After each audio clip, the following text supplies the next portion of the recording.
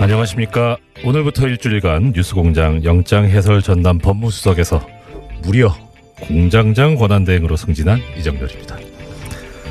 김어준 공장장의 이 목소리에 익숙해 계실 텐데 어색하지 않은가 싶은데요. 잘 부탁드립니다. 예, 문바라는 말이 있습니다. 문재인 대통령 지지자를 가리키는 비열한 용어죠. 그래서 별로 쓰고 싶진 않은데요. 이미 언론에 의해서 널리 알려진 터라 일단 쓰겠습니다. 수많은 정치인 지지자들이 있습니다. 하지만 바라는 용어가 붙은 것은 노바, 문바 뿐입니다. 반대 세력들에 의해 만들어진 프레임이죠. 이빠, 박바 이런 말은 안 하잖아요. 문바들이 좋아하는 글이 있다고 합니다. 문재인 대통령이 새정현 대표였던 시절 안도현 시인의 글을 인용해서 쓴 글이라고 하는데요. 일부를 읽어보겠습니다. 그날은 절대로 쉽게 오지 않는다. 그날은 깨지고 박살나 온몸이 너덜너덜해진 다음에 온다. 그날은 참고 기다리면서 엉덩이가 짓물러진 다음에 온다. 그날은 그날을 고대하는 마음과 마음들이 뒤섞이고 걸러지고 나눠지고 침전되고 정리된 이후에 온다. 그날을 고대하시는 이분들 과연 비난받아야 할 사람들일까요? 문바들은 아직도 살얼음판을 걷는 기분이라고 합니다. 100년 이상 쌓여온 적폐들을 청산하려면 그 정도 아니 그 이상의 시간이 필요할 테고 지금은 그 토대를 쌓아야 할 중요한 시기인데 그래서 정권이 바뀌었어도 마음껏 기뻐하지도 못하고 있다고 합니다. 지난 2012년 대선 이후부터 문재인 대통령 지지자들은 정치인들과 언론들의 잘못된 기사나 정보를 계속해서 체크하고 수정해왔다고 하네요. 이것은 시민들이 정치적으로 더 고급지게 각성해서 정치에 적극적으로 참여하는 정치 변화라고 그렇게 이야기들을 하고 있습니다.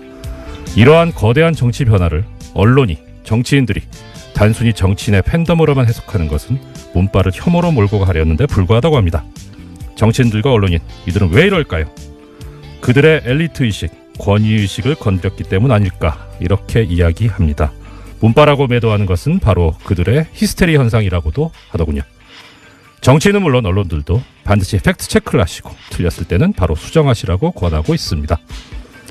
정치에 적극적으로 참여하시는 직전민주주의의 구현자, 헌법 제1조 제2항에 쓰여진 것처럼 대한민국의 주권자로 행동하시는 사람들, 이들은 빠라고 혐오되어야 할 사람들이 아니라고 합니다. 이들이 바로 국민이라는 것이죠. 위대한 대한민국 국민 여러분, 존경합니다. 메리 크리스마스. 이상 공장장 권한대행 이정열 생각이었습니다. 고맙습니다.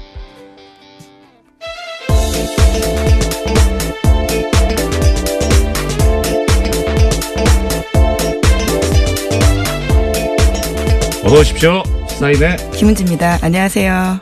아이고, 그래서 여기 터줏대감이신데. 메리 크리스마스입니다. 예, 뭐 지금 크리스마스를 축하하기 전에 잘 부탁드립니다. 네. 좀 떨리네요. 예, 크리스마스라서 좋은 소식 많이 들고 왔어야 되는데요. 네. 또 계속해서 적폐 관련된 소식들이 많습니다. 예, 부탁드립니다. 첫 번째 소식 어떤 소식입니까? 네, 다스는 누구 겁니까? 라는 질문 뉴스공장에서 아주 오랫동안 던졌었는데요. 이 질문이 점점 답을 향해 달려가는 모양새입니다. 네.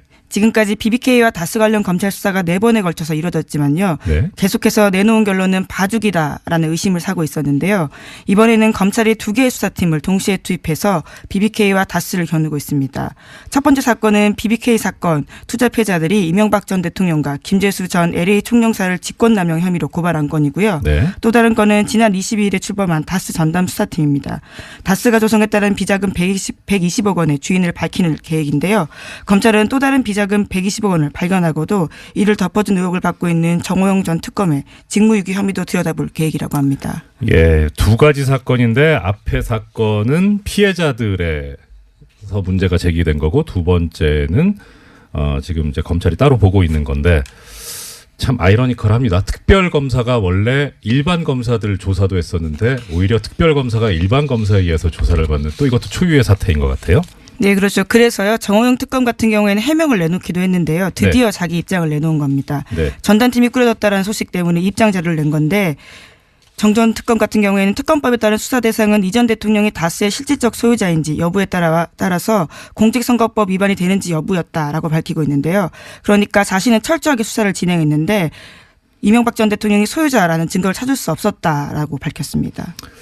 뭐 액면상으로는 맞는 말씀이긴 한데 사실 이 당시에 이 BBK라든가 다스 관련해 가지고 나왔던 것이 국민들의 의혹이 워낙 컸기 때문에 그래서 그런 여망으로 특별검사까지 나왔던 거잖아요. 그러면 국민들이 납득할 수 있고 국민들의 갈증을 풀어줄 수 있는 수사가 됐었어야 하는데 뭐 액면상으로 지금 이 정호영 특검 쪽에서 하시는 말씀이 맞다고 하더라도 국민들의 기대는 너무 못 미친 그런 네. 결과가 아니었나 싶습니다. 게다가 내부자들 증언들이 계속해서 나오고 있는데요. 당시에 수사 제대로 안 했다라는 것들은 네. 꽤 있기 때문에요. 그 당시에 정말 제대로 수사했는지에 대해서는 의문이 남을 수밖에 없는 것 같습니다. 예, 좀 이 그 내부자들이 이렇게 양심적으로 말씀해 주신 건 감사하긴 한데 이명박 전 대통령 입장에서 보면 사람 관리 좀 잘하시지 왜 이렇게 의리가 없을까요? 네, 그래서 그 내부자들도 이번에 검찰 조사를 받았다라는 보도도 나오고 있는데요. 네. 김종백 씨라고 이상은 다스 회장의 운전기사였던 것으로 알려진 인사입니다. 이분 같은 경우에는 굉장히 양심 고백을 많이 했었는데요. 네. 의미 있는 진술들이 많습니다. 네. 그래서 검찰이 지난 21일에 불러서 조사를 했다라고 하는데 JTBC 보도에 따르면 120억 원 관련된 다스 비자금 의혹으로 불렀다라고 하지만요. 김종백 씨가 저랑 통화를 했었는데요. 밝힌 디테일이 좀 다릅니다. 자신은 직권남용 혐의로 조사받았다라면서요. 그 혐의가 아니라 140억 관련된 거다라고 강조를 하시더라고요. 그리고 꽤 수사가 많이 되어 있고 그 검찰 수사의 아주 기본적인 자료들은 시사인 보도였다라는 이야기를 강조해달라고 하시더군요. 시사인의 김은지 기자님 보도였죠? 예, 저기 주진우 기자 보도이긴 했는데요. 같은 팀이시잖아요. 예, 그렇죠. 네, 예, 좋은 정통 시사주간지 시사인에서 보도했던 이 김종백 씨 사건 관련 기사 한번 또 찾아봤으면 좋겠습니다. 자, 그 다음 소식은요? 예, 하나 더 전해드리면요. 네. 또 검찰이 공소시효를 좀 다르게 판단하고 있다라는 JTBC 보도도 있습니다. 그러니까 140억 원 관련된 공소시효는요. 이제까지는 곧 2월 달이면 종료된다라고 알려져 있었는데요. 검찰이 다르게 판단했다라고 합니다. 대통령 재직 중에 발생한 혐의는 공소시효가 정지된다라고 판단해서요. 이와 관련해서는 이명박 전 대통령이 현직일 때 그 사건이 있었다라고 판단해서요. 2020년까지 공소시효를 판단했다라고 합니다. 예. 이게 140억이 조성되고 횡령된 것이 만약에 이제 대통령 취임 전이었으면 아까 말씀하셨던 대로 중간에만 빠지니까 그렇게 되는데 이 대통령 재직 중에 지금 국가기관을 동원해서 140억 원을 덮으라고 했다는 거잖아요. 예, 이런 직권남용 혐의는 지금 저 결론은 맞는데 JTBC 보도를 저도 봤었거든요. 들었는데 사실 우리 JTBC가 우리 뉴스공장에서 뭘 이야기를 하시면 이제 한 2달쯤 후에 단독 보도를 내시잖아요. 근데 보면은 뭐 12월 단독인 건 같아요. 예, 뭐 최초 단독인지는 잘 모르겠지만 아무튼 그런데 여기 나와 있는 것 중에 이제 내란 외환죄를 제외한 대통령의 재직 중 범죄에 대해서는 공소시효가 정지된다. 이게 근거가 헌법재판소 결정이다. 이렇게 보도가 나오더라고요. 근데 뭐 제가 JTBC 좋아하는데요. 이거는 헌법재판소 결정이 근거가 아니고 헌법에 있습니다. 헌법에. 예, 법에 있는 건데 이거 좀 너무 열심히 보신 거 아닌가? 예, 전직 판사님이 어떤 특기가 오늘 굉장히 나오는 중인 것 같은데요. 네. 네. 예, 아무튼 일단 공소시효가 좀 여유가 생겼다. 그래서 지금 다스가 누구 것이냐라고 우리가 많이 문제를 제기하고 있고 또 플란다스의 계획까지 지금 네, 그렇죠. 이제 국민들이 차분하게 또 꾸준하게 나가고 있는 모습들이 결실을 향해서 가고 있다라고 하는 아까 김은지 기자님 말씀이 좀 가슴에 와닿습니다. 예, 다음 소식은요? 네, 지난 20일 이원종 전 청와대 비서실장이 검찰에 소환돼서 조사를 받았습니다. 박근혜 정부에서 1억 5천만 원의 국정원 특수활동비를 받았다라고 자백했다라는 건데요. 이 전 실장은 특활비, 수수 내역은 물론이고요. 사용처까지 자세히 적힌 자술서를 들고 검찰에 냈다라고 합니다. 이원종 전 실장 같은 경우에는 재임 기간이 지난해 5월부터 10월까지인데요. 이 전 실장은 취임 직후부터 석 달 동안 매달 5천만 원씩 모두 1억 5천만 원의 국정원 특수활동비를 받았다라고 합니다. 그리고 나서는 국정농단 의혹이 불거지자 이 전 실장은 급하게 일을 중단시켰다라고 하는데요. 검찰은 이 전 실장의 구체적인 진술을 토대로 이번 주로 예정된 구치소 방문 조사에서 박근혜 전 대통령을 상대로 관련된 의혹을 집중 추궁할 계획이라고 합니다. 이것도 아까랑 비슷한 맥락인데 왜 이렇게 의리가 없을까요? 참. 아니 뭐 범행을 숨기는 게 의리는 아니겠지만 그래도 뭐 이렇게 사용처까지 자세히 적힌 자술서까지 낼 정도면 이 평소에 인맥 관리, 그 부하 직원 관리를 어떻게 한 건지 좀 어느 모로 보나 문제가 있었던 시기가 아닌가 싶고요. 네, 박근혜 전 대통령 같은 경우에는 탄핵 심판 내내 단 한 푼도 사적으로 쓴 돈 없다, 그런 돈 없다라고 주장했었는데요. 이런 네. 돈이 너무 끝없이 나오고 있기 때문에 좀 당황스럽습니다. 어떻게 보면 죄송합니다. 어떻게 보면 그 왕년에 김기춘 전 비서실장이 국회에서 나왔던 이야기가 생각이 나더라고요. 대통령의 모든 생활이 다 공적이다. 그래서 관저에서도 업무를 본다. 네, 그러니까, 7시간 관련된 해명 때 그렇게 이야기했었죠. 그렇죠. 그러니까 본인은 사적으로 쓴 돈이 없다라고 하는 건 사적으로 쓰는 것도 다 공적인 활동이기 때문에 그래서 그렇게 말씀하신 거 아닌가. 아주 이런 그 창의적인 아이디어는 우리 법정에서 변론을 하시는 변호사님들이 반드시 배워야 한다는. 네, 정말 창의적입니다. 네, 하지만 이게 해외 활동 특수 공작비들이었잖아요. 정말 네, 결과적으로 그렇죠. 이런 식으로 국가 안보에도 영향을 미쳤던 보수 세력이라고 하는 것들에 대해서요, 다시금 생각할 수밖에 없는 것 같습니다. 그 얼마 전에 저희 사는 동네가 제가 구체적으로 밝힐 수는 없고 서초구 쪽인데 거기 이제 뭐 동네 이제 친분 있는 분들 상당히 그 많이 이야기들 하세요. 그분은 이제 평생 1번만 찍어 오신 분들, 소위. 근데 그분들이 이야기하신 게 그거예요. 그분들이 상당히 중요하게 생각하는 가치가 교양, 품위 이런 거거든요. 뭐 협동, 근면, 성실. 그런데 이 전 정부에 이거 보면 교양과 품위하고 너무 동떨어져 있으니까 그렇죠. 그런 거에 실망을 해서 그래서 사실 그분들이 하시는 말씀이 그거예요. 어디 가서 이 사람들을 보수 세력이라고 하지 마라. 진짜 보수는 우린데 정말 부끄럽다. 이런 말씀을 하시더라고요. 그래서 저는 잘은 모르겠는데 한번 기회가 있으면은 전달해 보겠다고 그렇게 말씀드렸었는데 오늘 전달할 기회가 생겼네요. 네. 예, 그다음 소식은요? 네, 이른바 성완종 리스트로 재판을 받은 홍준표 자유한국당 대표와 이완구 전 국무총리의 무죄가 확정됐습니다. 지난주 금요일이었는데요. 고 전 성완종 회장의 자원외교 관련 수사를 받다가 영장심사 하루 전에 이른바 성완종 리스트를 남기고 목숨을 끊은 지 2년 반 만입니다.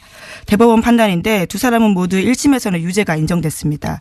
각각 징역 1년 6개월과 징역 8월에 집행유예 2년을 선고받은 바가 있는데요. 그런데 2심에서 뒤집어졌습니다. 나란히 무죄를 받았었는데요. 법원의 판단은 좀 달랐습니다. 홍준표 대표 같은 경우에는 금품 전단자로 지목됐던 윤 씨의 진술에 일관성이 없다라고 판단을 했었고요. 이완구 전 총리 같은 경우에는 성완종 전 회장의 언론 인터뷰 녹취록에 대해서 증거 능력 없다라고 판단을 했습니다. 그에 대해서 대법원이 똑같은 판단을 하게 된 건데요. 그렇기 때문에 당초에 성완종 리스트에서 8명이 이름을 올렸는데 형사처벌 받은 사람은 한 명도 없게 된 겁니다. 예, 결과적으로 안타까운 죽음이 있었고 거기에 대해서 밝혀진 게 없는 그런 결과가 돼버렸는데 네, 돈은 준 사람이 있다라는 건데요. 받은 사람은 없다라는 결론이 된 거죠. 그렇죠. 이게 참 뭐 법 관련 종사하는 사람으로서 이런 경우에 설명드리기가 상당히 난감하기는 해요. 그러니까 우리 지금 법제상 이 형사처벌을 받으려면 엄격한 증명을 해야 된다. 그래서 상당히 이 증거를 좀 세게 요구를 합니다. 그러니까 뭐 많이 들어보셨을 겁니다. 심증은 가는데 물증이 없다라는 경우가 이런 경우죠. 더더군다나 지금 좀 어려운 이야기인데 이제 증거 능력이 없다. 이게 증거 능력이라고 하는 게 사실 좀 뭐 쉽게 말하면 증거가 될 수 있는 자격. 인 거예요. 그러니까 아무리 그게 믿을 만한 증거라도 증거가 될 수 있는 자격이 없으면 애시당초 증거의 대상에서 배제시켜 버리거든요. 뭐 예를 들어서 고문으로 자백을 받았다 하면 그 자백 내용이 사실과 맞아도 일단 고문을 했으니까 이건 증거로서 애시당초 고려하면 안 된다라는 그런 뜻인데 지금 여기서 왜 문제가 됐냐면은 사실 길게 말씀드리고 싶은 사건은 아닌데 이것만 알아두셨으면 싶습니다. 그러니까 그 성완종 전 회장의 이 말이 담긴 녹음 파일, 녹취록이 이게 그 경향신문 기자님하고 그렇죠. 통화를 인터뷰. 했었잖아요. 그리고 메모도 있었습니다. 메모도 있었죠. 그런데 이게 원칙적으로 이렇게 어떤 사람이 범죄 혐의에 관련된 글을 쓰거나 말을 하게 되면 그것은 법정에서 꼭 제출이 돼야 되고 그다음에 그것에 의해서 피해를 받는 사람이 반대 신문을 할 수 있는 권리가 보장이 돼야 되거든요. 방어권이 보장이 돼야 되는데 문제는 이제 이분이 돌아가셨잖아요. 그러니까 법정에 나오실 수가 없어요. 그래서 반대 신문이 안 되잖아요. 근데 그렇다고 또 증거 능력을 없애야 되느냐? 또 예외를 법에서 두고 있는데 특별히 신빙할 수 있는 상태에서 작성된 거라면 증거 능력이 있다는 겁니다. 증거들 쓰는 자격. 스스로 목숨을 끊을 정도로 강한 압박을 받으면서 한 진술이다. 뭐 이런 건가요? 그러니까 그게 이제 우리 같은 일반인 입장에서는 그렇죠. 예. 예, 아유 얼마나 억울하겠어. 판사님은 억울하니까. 일반인은 아니시잖아요. 아니, 지금은 예. 일반인. 예. 네. 지금도 판사도 아니고요. 네. 그러니까 얼마나 억울하면 죽겠어. 그러니까 그렇게 죽음을 앞두고 한 얘기인데 얼마나 신빙성이 있어. 네, 보통 그렇게 생각하죠. 그렇죠. 네. 그런데 이게 법에서 요구하는 게 특별히 신빙할 수 있는 상태라는 거는 판례에 의하면 이렇게 되어 있습니다. 거의 허위일 가능성이 없고 임의로 얘기했을 그런 합리적인 의심이 안 드는 그런 정도까지 원한다는 거예요. 왜냐하면 반대 신문을 안 하기 때문에. 그래서 상당히 엄격합니다. 그래서 좀 죄송합니다. 이 판결은 사실 좀 예상이 되기는 했었어요. 이 법조인들 사이에서 무죄 나올 것 같다 싶었는데 과연 옳은 판결인가라는 생각은 들어요. 그래서 결론적으로 이 판결을 보면서 들었던 생각이 이렇게 국민들하고 판결하고 괴리가 생기는데 만약에 판결 자체의 문제면 요 사법부를 뭐 어떻게 정리를 해야 되고 근데 이거는 법의 문제거든요. 그러니까 법이 일반인의 인식과 동떨어져 있다면 법을 바꿔야 된다. 그런 생각이 들게 하는 그런 판결이었습니다. 너무 네. 길게 얘기했네요. 네. 예. 그리고요. 예, 계속해서 판결 소식도 전해드리면요. 롯데그룹 총수 일가의 경영비리 사건에 대해서도 지난 22일에 법원 선고가 있었습니다. 신동빈 롯데그룹 회장은 징역 1년 8개월에 집행유예 2년 선고받았고요. 형인 신동주 전 부회장은 무죄를 받았습니다. 그리고 아버지인 신격호 총괄 회장은 징역 4년의 실형을 선고받았는데요. 다만 고령인 이유로 법정 구속은 면했습니다. 재판부는 신동빈 회장에 대해서 회사에 손해 끼친 혐의 등에 대해서 징역 10년 선고해달라는 검찰의 요청에 대해서 일부만 인정을 한 건데요. 이렇게 이유를 밝혔습니다. 이 사건은 기업 사유와의 단면이 분명하게 드러난 사건이다라고 하면서도요. 하지만 우리 사회와 국가 경제 발전에 실질적으로 기여할 수 있는 기회를 부여하는 게 필요하다라면서 형 집행을 유예했다라고 밝혔습니다. 저기 김지 기자님 말문이 막히신 거죠. 그러게요. 예. 예. 이 지금 말씀을 듣고 계시는 청취자님들께서도 아마 그러실 것 같은데 저도 이거 보면서 기가 막히더라고요. 이것도 참 창의적인 판결 이유였습니다. 우리 사회와 국가 경제 발전에 실질적으로 기여할 수 있는 기회를 부여하는 게 필요하다.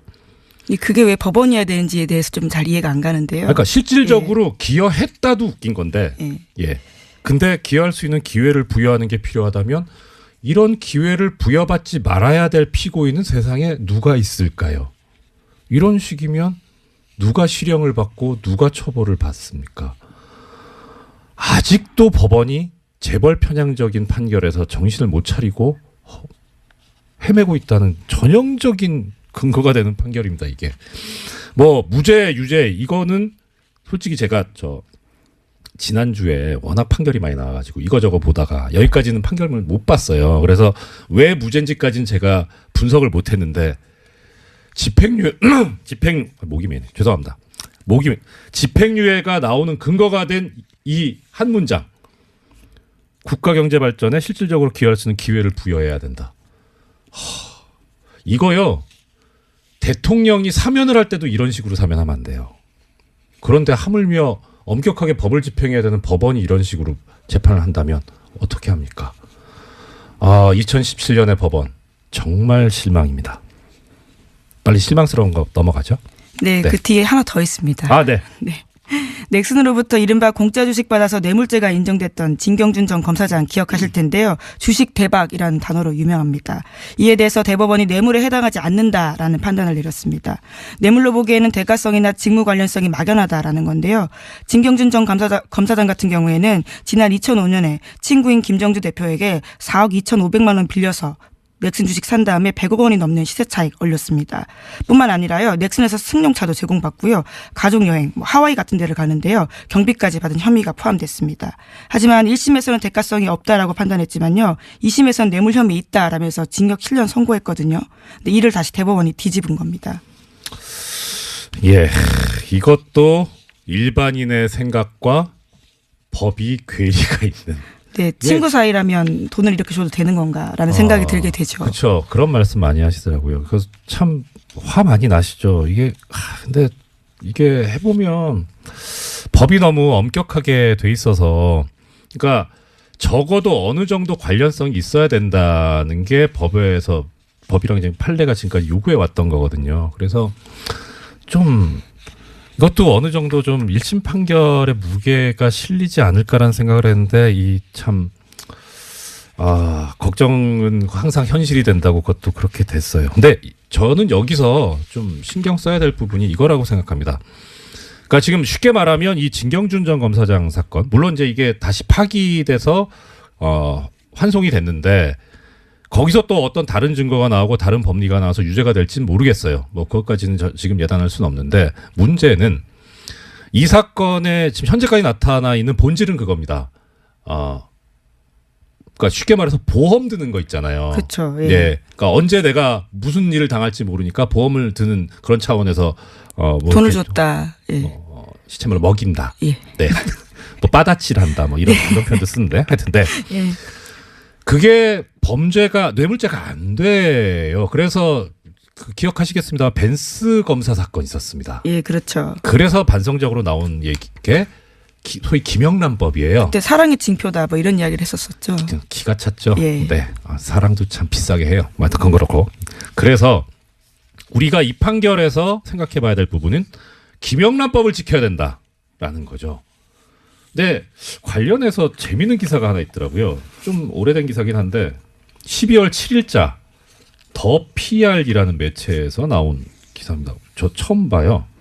네, 김영란법 시행으로 막혔던 민간기업 언론재단의 기자 해외 연수 사업이 재개될 가능성이 열렸다라는 내용인데요. 예. 관련해서는 이제 완화 조치로 해석될 수 있어서 관계부처가 어떻게 할지 보인다라는 건데요. 예. 최근에 윤영찬 국민소통수석이 청와대 출입기자단 송년회 자리에서 이와 관련된 이야기를 밝혔다라고 합니다. 예, 이게 참 재밌습니다. 국민소통수석이 청와대 출입기자단 송년회 자리에서 뭐라고 얘기를 했냐면 언론인 해외 연수가 이 김영란법에 저촉되지 않는다라는 유권 해석을 국민권익위원장으로부터 받았다라는 얘기를 합니다. 왜 거기서 얘기를 합니까? 네, 하여튼 뭐 그건 또 다른 문제고, 재밌는 건 이겁니다. 언론인들께서 해외 연수를 가는데요. 공익재단의 비용으로 가요. 그 공익재단이 뭐냐면 삼성언론재단, LG상남재단 뭐 이렇습니다. 이게 지금 김영란법 때문에 막혀 있었어요, 작년에. 그래서 아무도 못 갔습니다. 그걸 지금 풀어달라는 거죠. 그러니까 쉽게 말하면 대기업 돈으로 유학을 보내달라는 얘기인 겁니다. 그래서 한번 찾아봤어요. 제가 궁금해가지고 어제 삼성언론재단 홈페이지를 들어가 봤는데요. 거기에 보면 이렇게 언론인들이 해외 연수를 가는 조건이 있습니다. 요건. 신청 자격, 소속사 대표의 추천을 받은 언론인, 1미디어그룹 1인 추천 이렇게 돼 있고요. 그 다음에 기간은 1년입니다. 뭘 지원하느냐. 체재비로 월 3,500달러, 미국 달러입니다. 학비로 연 $10,000, 본인 왕복 항공료 이렇게 지원을 합니다. 그렇게 해서 해마다 한 15분 정도 갔던 것 같아요. 명단도 쭉 있던데요. 보니까 유수한 언론사들입니다. MBC 뭐 16년 재작년을 기준으로 MBC, 한국경제, 조선일보, JTBC, 아시아경제, 머니투데이, YTN, 문화일보, 서울경제, 한겨레신문, 매일경제, 한국일보, 동아일보, KBS, CBS. 시사인은 없네요. 네, 없네요. TBS도 없고. 뭐 이래요? 아니 우수한 기자분들, PD분들을 이분들은 공부를 좀 시켜야 되겠다 해서 공익재단에서 보낼 수는 있죠. 보낼 수 있는데 잘하시는 시사인하고 TBS, 미디어문구 이런 분들은 안 계시고. 그리고 제가 좀 마음에 안 들었던 건 이겁니다. 추천 자격에 소속사 대표의 추천을 받아야 돼요. 그러면 대표하고 그 소속사하고 그 다음에 재벌하고 연결이 될 수 있다는 거죠. 이건 문제입니다. 예, 하다 보니까 벌써 시간이 이렇게 됐네요. 요거 제가 좀 더 조사해가지고 내일 다시 한번 하도록 하겠습니다. 더 전해주실 소식이 있는데 김은지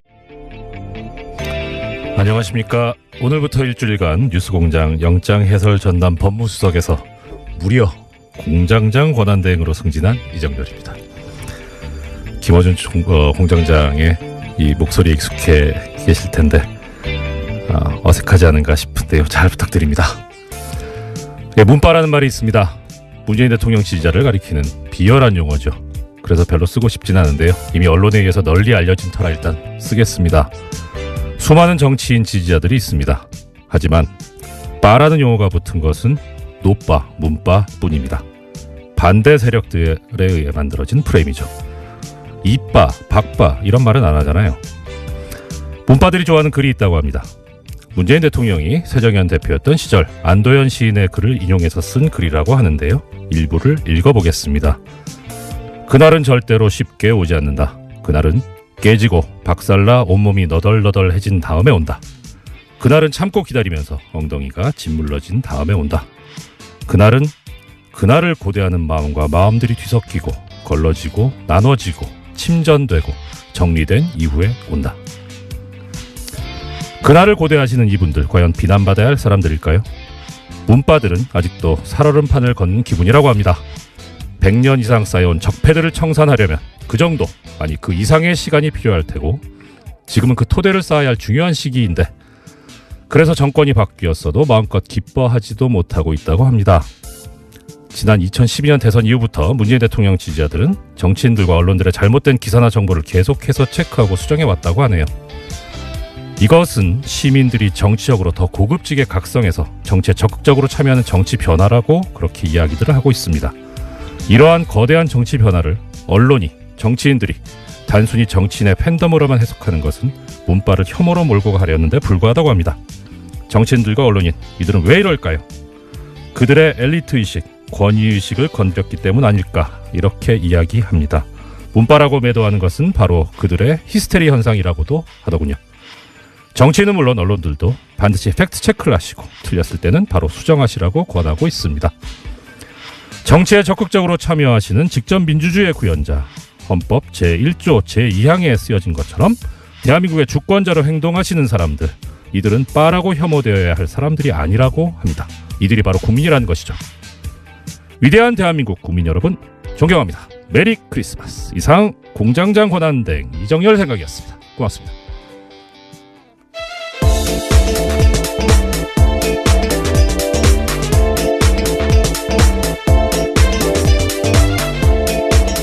어서 오십시오. 시사인의 김은지입니다. 안녕하세요. 아이고 그래서 여기 터줏대감이신데. 메리 크리스마스입니다. 예, 뭐 지금 크리스마스를 축하하기 전에 잘 부탁드립니다. 좀 떨리네요. 예, 크리스마스라서 좋은 소식 많이 들고 왔어야 되는데요. 네. 또 계속해서 적폐 관련된 소식들이 많습니다. 예, 부탁드립니다. 첫 번째 소식 어떤 소식입니까? 네, 다스는 누구 겁니까? 라는 질문 뉴스공장에서 아주 오랫동안 던졌었는데요. 이 질문이 점점 답을 향해 달려가는 모양새입니다. 네. 지금까지 BBK와 다스 관련 검찰 수사가 4번에 걸쳐서 이뤄졌지만요. 네. 계속해서 내놓은 결론은 봐주기다. 당에 대한 주인을 받고자 하는 정치적 행위죠. 명분을 쌓기 위해서. 왜냐하면 전당원 투표를 붙이면 네. 아무래도 이렇게 투표율이 굉장히 낮거든요. 과거에도 보면 한 20% 수준 정도일 텐데 네네. 그렇게 된다면 반대 측에서는 지지자들이 참여를 하지 않을 거고 지금 이미 그 반대파 의원들은 그렇게 종용을 하고 있고요. 그렇다 보면 안철수 대표를 지지하는 분들 중심으로 투표를 하게 될 거고 거기에서 긍정적인 여론이 형성이 된다면 전당대회에서 합당을 추인하는 쪽으로 어떤 흐름을 형성하는데 이 전당원 투표를 활용했다 이렇게 보여집니다. 이런 고민도 있을 것 같아요. 네네네. 이 전당원 투표가 아니라 전당대회를 하게 될 건 시간도 많이 걸리거든요. 예. 언제 그것을 하느냐. 예. 또 오랜 시간 동안 통합 문제를 다루다 보면 또 당내 갈등이 불거질 수가 있거든요. 그러면 이것이 자칫 우리가 컨벤션 효과라고 해서 예. 전당대회를 치르게 되면 지지율이 올랐네? 이래야 되는데 오히려 막 갈등이 불거지면서 예. 서로 싸우는 모습이 연출되면 예. 지방선거를 앞두고 당의 경쟁력이 오히려 더 약화되고 지지율이 내려갈 수도 있는 그런 고민도 분명히 또 포함됐을 것으로 보여집니다. 예. 그런데요. 실질적으로 전당대회를 개최하는 것이 물리적으로 굉장히 오래 걸리지 않습니다. 실질적으로 한 달 이내면 충분히 할 수가 있고요. 지금 만약에 전당원 투표를 거친 다음에 1월 달은 분명히 전당대회를 할 수밖에 없는 상황일 것 같고요. 의원총회에 안철수 대표가 참석하지 않고 기자회견을 한 다음에 바로 전당원 투표 이야기가 됐거든요. 이런 부분에서 어떤 꼼수다라고 주장하는 거죠. 왜냐하면 의원총회에서 좀 논의와 경론을 벌이더라도 논의를 네. 하고 그 상태 속에 당대표가 그러면 대표 당원이라고 얘기하는 보통 정당에서는 대의원이라고 얘기하는데 국민의당에서는 대표 당원이라고 지칭을 하고 있습니다. 이 대표 당원이 참여하는 전당대회에 묻자 이렇게 가는 게 맞는데 이제 그 의원총회에서 상당히 이제 반대 여론이 높다 보니까 높을 것을 예상하고 전당원 투표라는 어떤 하나의 뭐랄까 본인의 어떤 주장을 좀 더 그 대중적으로 확산시키기 위한 어떤 과정으로 전당원 투표를 들고 나온 게 아닌가 그렇게 또 하나 생각합니다. 꼭 말씀드리고 싶은 것이 지금 통합되고 난 이후에 정당의 경쟁력도 중요하거든요. 그런데 이게 오랜 시간이 걸리고 상대가 있습니다. 그러니까 네. 국민의당은 국민의당대로 움직이겠지만 네. 바른정당이 국민의당이 너무 시간이 많이 걸리고 당내 진통을 겪는 모습을 보면 바른정당이 또 영향을 받을 수밖에 없는 어떤 영향이 있어요? 영향을 받게 되는 것이 네. 분명히 통합이라고 하는 것은 그 수준이 상당히 올라와 있어야 되거든요. 그렇죠. 그래야만 예. 통합에 대한 관심이 높아지면서 이 두 정당의 지지층을 중심으로 해서 더 확대되는 외연이 확대되면서 통합된 정당의 지지율이 올라갈 수 있는데 네네. 시간을 많이 끌면서 통합에 대한 에너지가 소진될 수 있는 것이죠. 우리도 왜냐하면 두 사람이 좋으면 좋다고 말을 해야 되는데 그렇죠. 시간이 너무 오래 걸리다 보면 약간 의심을 가지게 되거든요. 아, 저 연애가 뭐가 문제가 있나? 매리하지 않은가? 뭐 이럴 수도 있는 거죠. 그런 경험이 있으신가요? 아니 뭐 그런 건 아닙니다. 네. 말씀하신 대로 예. 배종찬 본부장 말씀하신 대로 이게 급작스럽게 좀 그 속도를 낸 이유는 사실은 바른정당 내에서 유승민 대표가 신임 대표로 당선된 이후로 12월까지 자유한국당이냐 아니면 국민의당이냐 이 통합에 대한 결말을 내겠다 이렇게 이제 의원들한테 약속한 바가 있기 때문에 네네. 뭔가 이제 국민의당의 안철수 대표의 입장에서는 뭔가 이제 12월 달에 흐름을 만들 수밖에 없는 그런 상황이 좀 몰렸던 측면도 있는 거죠. 네. 그 어느 보도를 보니까 통합을 했을 경우에 네. 죄송합니다.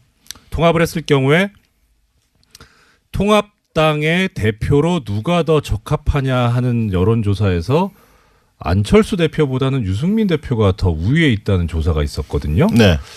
그런 조사가 있었던 마당에 그러면 안철수 대표 입장에서도 그렇게 쉽게 갈 수는 없을 것 같은데 그 부분에 관한 뭐 대책이랄까 그런 거에 대해서 또 어디서 나오는 게 있나요? 근데 우리 여론조사를 보면 네. 개인에 대한 영향력과 또 당내에 예. 당내의 당원들 네. 또 당내의 의원들 또 당내 인사들의 영향력이 중요하거든요. 지금 당의 어떤 규모를 보면은 국민의당이 분명 바른정당보다 더 큰 상황인데 예, 그렇죠. 국민 여론이 네. 그렇게 나오는 것은 지난 대선 이후에 이 유승민 대표는 좀 그 개인의 영향력 이미지를 그대로 유지하고 있는 반면에 안철수 대표가 지난 대선에서 직전 대선에서 이 거두었던 득표가 21%입니다. 네, 예, 예. 유승민 이 대표의 경우에는 본인의 득표율과 비슷한 정당 지지율을 가져가고 있거든요. 그런데 안철수 대표는 그만큼 영향력이 떨어졌다는 것이죠. 그러다 보면 전반적인 국민 여론을 물어보게 될 경우에는 여기는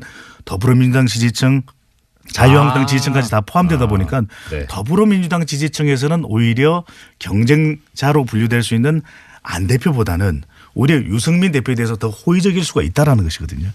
그런 이 전반적인 전체의 여론이 아니라 일단 통합되면 그래도 우리가 정치 세력이 더 클 것이다라고 하는 믿음 이것이 또 안철수 대표 측에는 있을 것으로 보여지는 것이죠. 네. 이게 정치인들에 대한 평가 지점 중에 네네. 지지도 못지않게 중요한 게 호감도와 비호감도의 비율인데 지금 안철수 대표의 경우에는 그 사실 뭐 안철수 대표만 그런 건 아니지만 예. 지금 지금 정당 대표들 중에서 몇 분이 호감도에 비해서 비호감도가 2배 이상 높은 분들이 몇 분 있습니다. 실명을 거론하지는 않겠지만 그 중에 한 분이 안철수 대표도 포함된다고 저는 보고 있고요. 그런 측면에서 거부감 정서가 상대적으로 적은 유승민 대표가 이 통합이 됐을 때 통합정당 합당이 됐을 때 그 신생정당의 대표로서 거부감이 좀 더 적은 게 아닌가 그런 생각이 듭니다. 청취자 여러분들께서 오해를 하실지 모르겠는데 이 두 분께서는 제가 지금 답변하시는 표정을 보고 있으니까 유승민 대표한테 호감을 가지셔서 하시는 말씀 아닌 것 같습니다. 정말 객관적이고 공정하게 저희는 저희 여론조사에 기반해서 그러니까요. 이야기하는 예. 사람들이니까요. 네, 그렇습니다. 자, 그러면 일단 좀 얘기가 약간 더 진행이 되기는 했는데 하나 궁금한 것이요. 지금 통합 반대파 쪽에서 이제 주장이 나오고 있습니다. 그 중에 제기되고 있는 주장이 뭐냐면 전 당원 투표의 참여율이 3분의 1을 넘겨야만 이게 유효하다. 당규에 그렇게 돼 있다라고 하는 주장을 하고 있거든요. 이거는 어떻게 받아들여야 되나요? 그러니까 실질적으로 저도 당원 당규를 봤는데 네. 뭐 여기 지금 저기 전 판사 출신이니까 더 잘 아시겠지만 당원 당규는 저희 취급하지 않습니다. 아 그렇습니까? 네. 헌법 법률 이런 거 취급. 보니까 이게 네. 전당원 투표의 규정이 좀 모호하게 돼 있더라고요. 사실은 그러니까 3분의 1 이상이 투표에 참여했을 때 유효한다. 근데 그것은 네. 투표 요구권이 있었을 때, 그러니까 당원들이 자발적으로 발의했을 때 3분의 1 정도가 투표를 해야 유효하다. 이렇게 이제 규정이 돼 있어서 통합을 추진하는 통합파에서는 이건 당무회의에서 의결해서 붙인 상황이니까 전당원 투표로 회부한 사안이기 때문에 3분의 1 규정에 해당되지 않는다. 이렇게 주장하고 있고요. 반대로 이제 박지원 등 반대파에서는 그 규정이 맞다. 이렇게 해서 이제 가처분 소송을 내겠다. 이렇게 네. 지금 나오는 상태죠. 뭐 쉽게 말하면은 그 밑에서 오는 예. 그 당원 전당원 투표인 경우에는 3분의 1 요건이 필요한데 위에서 내려오는 그거는 필요 없다는 게 이제 지금 통합파들의 주장인 예, 거네요. 실제 내용을 보면 투표 요구권을 밑에서 올라오는 거는 규정이 명확히 돼 있는데 네. 당무회에서 이렇게 회부하는 것은 어떻게 한다는 규정이 명시는 안 돼 있어서 해석하기에 따라서 많이 논란을 벌일 것 같습니다. 이게 결국 참여율의 문제인데 우리가 네네. 여론조사도 얼마만큼 참여를 하느냐가 더 중요한 그렇죠. 문제일 수가 있거든요. 그런데 네. 이제 통합파 쪽에서는 이렇게 생각을 하는 것이죠. 이것이 아주 중요한 현안인데 우리가 이 참여율을 명시할 일이냐. 오히려 당원들에게 전부 다의 물어는 본다. 그런데 네. 결과적으로 대답하지 않는 사람은 어쩔 수 없는 것 아니냐. 네. 그렇다면 최대한 참여하는 사람들 중에서 찬반을 따져 물을 것이다. 이런 명분을 가지고 있는 것이고요. 그런데 반대파 쪽에서는 사례가 있거든요. 과거에도 네. 보면은 당원들 전 당원 숫자가 몇 명인데 적어도 3분의 1이 아니면 적은 숫자니까 이걸로서 어떻게 전 당원의 의견을 대표한다고 볼 수 있겠느냐. 또 네. 한편으로는 통합 반대파에서는 전 당원 숫자로 기준으로 한다면 3분의 1을 넘기가 쉽지 않을 것이다. 네. 이런 또 그렇죠. 전망과 또 나름 전략적인 의미도 담겨 있는 것으로 그렇게 보여집니다. 제 기억으로 지난 그 전당대회 때 안철수 대표께서 당선되던 그 대회에서 아마 투표율이 18%, 20% 안 됐던 것으로 기억하고 있거든요. 그럼 당선되는데도 그랬는데 이런 신임 투표인 경우에 이거 그러니까 3분의 1 넘기가 쉽지는 않을 것 않죠. 같아요. 3분의 1은 못 넘을 거다라고 예측하는 사람들이 당내에서도 뭐 대다수인 것 같고요. 그러니까 아까 했던 기존에 이제 전당대회 같은 경우는 대표당원 흔히 얘기하는 대의원들이 참여하기 때문에 조금 더 참가율이 높지만 네. 이 전당원 투표의 경우에는 좀 더 낮습니다. 투표율 예. 자체가. 그래서 대략 20% 선에서 투표율이 되지 않을까 그렇게 예상들을 많이 하고 있습니다. 그래서 어떤 예. 방식으로 하느냐도 궁금하실 텐데 참여를 높이기 위한 일단 명분은 또 노력은 하고 있는 것이거든요. 27일, 28일은 이 중앙선관위에서 관리하는 온라인 K-보팅으로 진행을 하고 네. 또 29일, 30일은 29일, 30일은 온라인을 합니다. 네. 온라인이 아니라 ARS 예. 조사를 해서 31일 날 발표하는 걸로 그렇게 되어 있습니다. 자, 뭐 국민의당이 워낙 이게 지금 급박하게 돌아가고 있어서 얘기를 오래 했습니다만 사실 지지율에 비해서 너무 많은 시간을 부여한 거 아닌가 싶습니다. 불공정하죠? 예. 뭐 그렇더라도 파트너인 그 바른정당 이야기 아까 잠깐 해주셨는데요. 여기 뭐 지금 통합과 관련해서 탈당도 지금 얘기가 나오고 있다는데 그건 또 무슨 네. 말입니까? 그러니까 바른정당의 지금 국회의원 숫자가 11명입니다. 네.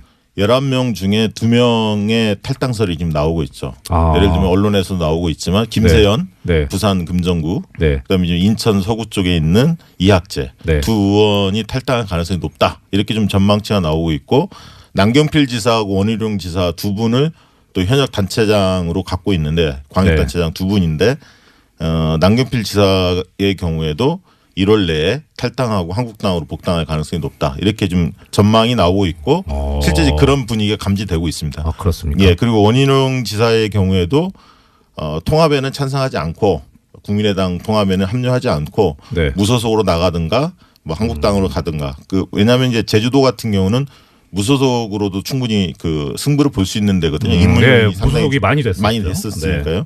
이제 그런 차이는 있고 또 오세훈 전 의원의 경우에도 국민의당과의 통합 대열에는 합류하지 않을 그런 어떤 전망이 예상되고 있기 때문에 실질적으로 바른정당의 전력에 거의 절반 정도가 이탈한다 이렇게 보여집니다. 그러면 이게 무슨 영향을 미치냐면 이 1월 한 15일에서 25일 사이에 국민의당이 결국 전당대회를 할 가능성이 높은데요. 왜냐하면 지금 상태로 봉합은 불가능합니다. 결국 전당대회에서 진검승부를 겨룰 수밖에 없는 상황인데 이 바른정당의 이 연초의 흐름이 국민의당 전당대회에 영향을 미칠 가능성이 상당히 크죠. 오히려 바른정당의 절반 정도가 이탈한다고 친다면 왜냐하면 배지들이야 11명 중에 2명이 나가지만 거물급인 그 오세훈 남경필 원희룡은 상당히 중요한 인물이란 말이죠. 영향 크게 미친단 말이죠. 그분들이 만약 이탈한다면 이제 국민의당 중립지대에 있는 분들 그러니까 통합파도 아니고 반대파도 아니고 유보층에 있는 분들의 표심이 그럴 바엔 왜 합치지? 라는 목소리가 상당히 높아질 가능성이 있습니다. 저 같아도 그럴 것 같아요. 그게 목소리와 힘이 필요한데 몸집이 필요한데 안 계신다면 우리가 통합이라는 게 그래서 여론조사를 실시하더라도 대선 직전에 통합을 한다. 후보 간에 뭐 연대를 한다. 이런 것들은 상당히 적극적으로 선거를 앞두고 있기 때문에 대선 전에도 그런 이야기들이 많이 나오지 않았습니까? 그런데 당대당이 아직 지방선거를 앞두고는 있지만 통합이 되기 위해서는 이념도 좀 비슷해야 되고 정책 성격도 좀 닮아 있어야 되고 또 인물들 간의 융화도 돼야 되거든요. 이게 되는 것이냐라는 이야기가 지금 이 본물처럼 또 터져 나오고 있는 부분이고 그런데 중요한 것은 이 여의도 정치권의 의견도 중요하지만 지역 내에서의 또 이 지지층들의 유권자들의 의견도 상당히 중요하거든요. 그게 그러니까 사실 제일 중요한 거 아닙니까? 그러니까 영남권에서는 오히려 바른정당으로 있는 것이 내년 지방선거에 더 유리할 수 있다. 그럼 이들은 통합되는 국민의당에 몸담고 있기보다는 오히려 이탈해서 무소속이나 좀 눈치를 보다 자유한국당 쪽으로 옮겨갈 기회를 잡는 것이 더 나을 수도 있다는 것이거든요. 그렇기 때문에 이 통합에서 중요한 것이 얼마만큼 이 바닥으로부터 이탈을 최소화할 수 있는 명분을 만들 수 있는지가 상당히 중요했는데 그 부분이 흔들린 것이 지금 통합에서 계속해서 이 비판적인 목소리가 나오고 있는 이유로 보여집니다. 그러니까 바른정당이 대선 이후에 어떤 그 보수 혁신을 주창을 했는데 실질적으로 국민들한테 비친 모습은 자유한국당하고 뭐가 다르지? 라는 부분들에 대한 명쾌한 답을 주지 못했다는 거죠. 그러니까 주요 현안에 대한 입장도 그렇고 국회에서 주요 의제들을 다룰 때 법안을 통과할 때 거의 자유한국당하고 보조를 맞췄거든요. 그렇다면 보수혁신 말만 보수혁신이지 실제 보여준 게 뭐냐 이런 어떤 물음표가 생겼고 그런 측면에서 본다면 그러면 오히려 자유한국당이 보수의 본류이기 때문에 보수층의 그 마음들이 바른정당에 좀 갔다가 다시 자유한국당 쪽으로 옮겨가는 게 아닌가. 특히 영남 같은 경우는 거의 보수층들이 바른정당이 영남에서 지지율이 별로 좋지 않습니다. 실질적으로 거의 자유한국당 쪽으로 좀 쏠리고 있거든요. 그렇게 본다면 영남에서 바른정당의 간판을 들고 나가기 쉽지 않다. 그렇다면 국민의당하고 합친들 영남에 있는 분들이 봤을 때 바른정당보다는 자유한국당으로 보수층 같은 경우는 간판을 달고 싶은 거죠. 특히 아까 김세훈 의원 같은 경우 부산 금정구는 부산 지역 내에서도 굉장히 보수층이 강한 지역입니다. 금정구가. 그렇기 때문에 당내에서 그동안에 김세현 의원을 지지했던 많은 분들이 자유한국당 복귀를 바라고 있거든요. 이런 여론을 무시할 수 없다는 거죠. 그러니까 통합하는 통합정당이 지지율을 적어도 20% 이상 훌쩍 뛰어넘는다. 자유한국당보다는 더 높고 더불어민주당과 경쟁하는 정도 수준으로 나올 거라고 예상된다면 이 통합이 상당히 가속도가 붙을 수 있는데 지금 또 국민의당과 바른정당의 지지율이 엇비슷하거든요. 이것도 이 걸림돌이 되는 걸로 보여집니다. 국민의당 바른정당 통합 관련 하나만 더 얘기하고 싶은데. 저기 그 대표님 저 일단 시간이 많이 돼서 지금 제일 중요한 것은 다수파인 저 더불어민주당하고 자유한국당 얘기를 못해서 3부에서 이 부분 좀 더 이어가도록 하겠습니다. 3부에서 뵙겠습니다.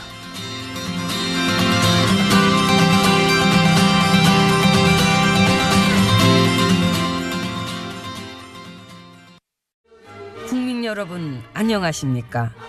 오늘 성탄절을 맞아 제가 오랜만에 드릴 말씀은 정직하자. 제발 사사로운 이익을 탐하지 말자.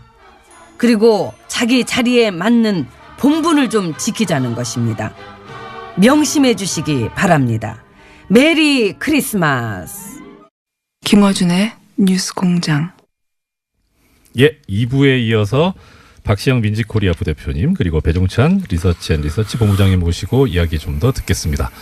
제가 하나 좀 궁금한 게 있어가지고 여쭤보겠습니다. 사실 지금 이제 이 두 분 지금 전문가분들 나오신 분들께서 여론조사를 전문으로 하시는 분들인데 실제 이제 그럴 것 같아요. 여론조사를 했을 땐 막 이렇게 된다고 이렇게 조사가 나왔는데 실제 가보면 아닌데 하는 경우가 꽤 있었거든요. 특히 지금 이번에 이제 지금 국민의당과 바른정당 통합과 관련해서 두 분 전문가들께서 보시기에 정말 이거 여론조사대로 시너지 효과가 나옵니까? 어떻게 예상하십니까? 보통 1+1은 2가 아니라 3이 될 수 있다. 이런 네. 기대감을 가지고 보통 이제 합당이나 통합을 추진하는데요. 네네. 이번 상황을 보면 각 당이 둘 다 상처를 많이 받는 가운데, 그러니까 전력이 상당 부분 이탈하는 가운데 통합이 될 가능성이 크기 때문에 합당이 될 가능성이 크기 때문에 네네. 저는 1+1이 2가 아니라 예. 3이 아니라 1.5 정도에 그칠 가능성도 있다. 이렇게 전망하고 있습니다. 예, 그렇게 되는 이유, 우리가 통합을 한다든지 이렇게 네네. 될 경우를 이른바 개업 효과라고 하는 것이거든요. 예. 개업을 하면 막 떡도 돌리고 다들 잘 되겠네, 잘 될 거야 하는 기대감을 가지는 개업발 것이거든요. 이런 말 쓰는데 그거랑 같은 겁니까? 비슷합니다. 네. 그러니까 이제 기대감인 것이죠. 예, 예. 근데 문제는 뭐냐면 그 기대감이 현실화되느냐. 개업을 네. 하고 나서 이 음식도 좋아야 되죠. 메뉴도 좋아야 되죠. 사업 내용도 충실해야 되는데 네. 그것이 뒷받침되지 않으면 그 지지율이 점점 사라져가게 되는 것이거든요. 그래서 그 기대감만큼 부응해 줄 수 있는 그런 컨텐츠를 갖출 수 있느냐가 매우 중요한 것이죠. 실력의 문제겠군요. 네. 그리고 하나 더 이야기하고 싶은 건 뭐냐면 이번에 이제 국민의당 전당대회 관전 포인트가 네, 저도 그게 궁금합니다. 그러니까 결국은 봉합하는 시기는 지났고요. 누군가는 떠나야 합니다. 그럼 누가 떠날 것이냐 이 문제를 결정짓는 전당대회인데 가장 큰 전리품이 뭐냐면 비례대표가 13분이 있습니다. 국민의당에. 네. 이 비례대표를 누가 가져갈 수 있냐의 게임입니다. 그렇죠. 예. 네. 왜냐하면 지금 통합 찬성파들도 10명 남짓이고 반대파들이 15분 이상 좀 되고 중간에 유보층들도 한 10몇 분 되는데요. 결국은 만약에 부결이 됐을 때 합당이 부결이 됐을 경우에는 안철수 대표를 지지하는 분들이 탈당할 수밖에 없을 텐데 네. 그렇게 됐을 때 비례대표는 배지를 떼야 합니다. 그렇죠. 나갔을 경우. 그럼 10명 미만일 거다. 6, 7명 뭐 이런 이야기들이 나오고 있습니다. 반대로 통합이 추인이 됐을 경우에는 호남의 그렇죠. 의원들 이런 분들도 한 15명 넘기가 쉽지 않을 거다. 이런 네. 전망들도 나오고 있거든요. 그렇기 예. 때문에 비례대표를 누가 가져가느냐. 이 싸움이 상당히 중요하고요. 결국 통합 자체가 순탄하지 않을 것 같다. 이런 전망입니다. 참. 자, 그러면 결국 이제 이것이 가는 지금 그 다음 차수의 단계는 내년 지방선거일 텐데 일단은 뭐 현재 상태로면은 지난 대선 때 있었던 오자구도는 일단 절대로 아닐 듯도 싶은데요. 뭐 그럼 어떻게 이건 또 전망하고 지켜봐야 하나요? 선택지가 정리되는 그런 방향을 나타내고 있거든요. 왜냐하면 지금도 이 국민의당과 바른정당이 통합 논의가 되는 것은 뭔가 변환이 있어야 되겠다. 그 이유는 또 지방선거 때문인 것이고 네. 왜냐하면 가장 정치권에 큰 변화가 도모되고 있는 이유는 대통령의 지지율이 매우 높다라고 하는 것. 또 더불어민주당이 지난 대선 이후 50% 내외의 지지율로 독주하고 있거든요. 그러다 보면 야권에서는 뭔가 변화를 줄 수밖에 없다는 것인데 그렇다면 지금 이 더불어민주당을 중심으로 한 진보 그리고 지금 통합 논의가 이루어지고 있는 중도 외연 학대 그리고 자유한국당을 중심으로 한 보수 이렇게 선택지가 이전에는 5개의 정당별 선택지였다면 이제는 좀 정책의 성향, 이념 성향별로 한 3개의 선택지로 이 정리가 될 가능성이 매우 높다고 하는 것이죠. 네, 그리고 일부 지역에서는 자유한국당과 이 통합되는 정당끼리 네. 바른정당과 국민의당 일부가 지금 통합되는 이 신생정당과의 연대가 이루어질 가능성이 많습니다. 단일화가. 그래서 사실상 1대1 구도로 치러지는 지역들도 제법 있을 것으로 그렇게 보여집니다. 근데 그렇게 되면 사실 그러니까 뭐 통합 정당이 탄생했다고 가정을 하고요.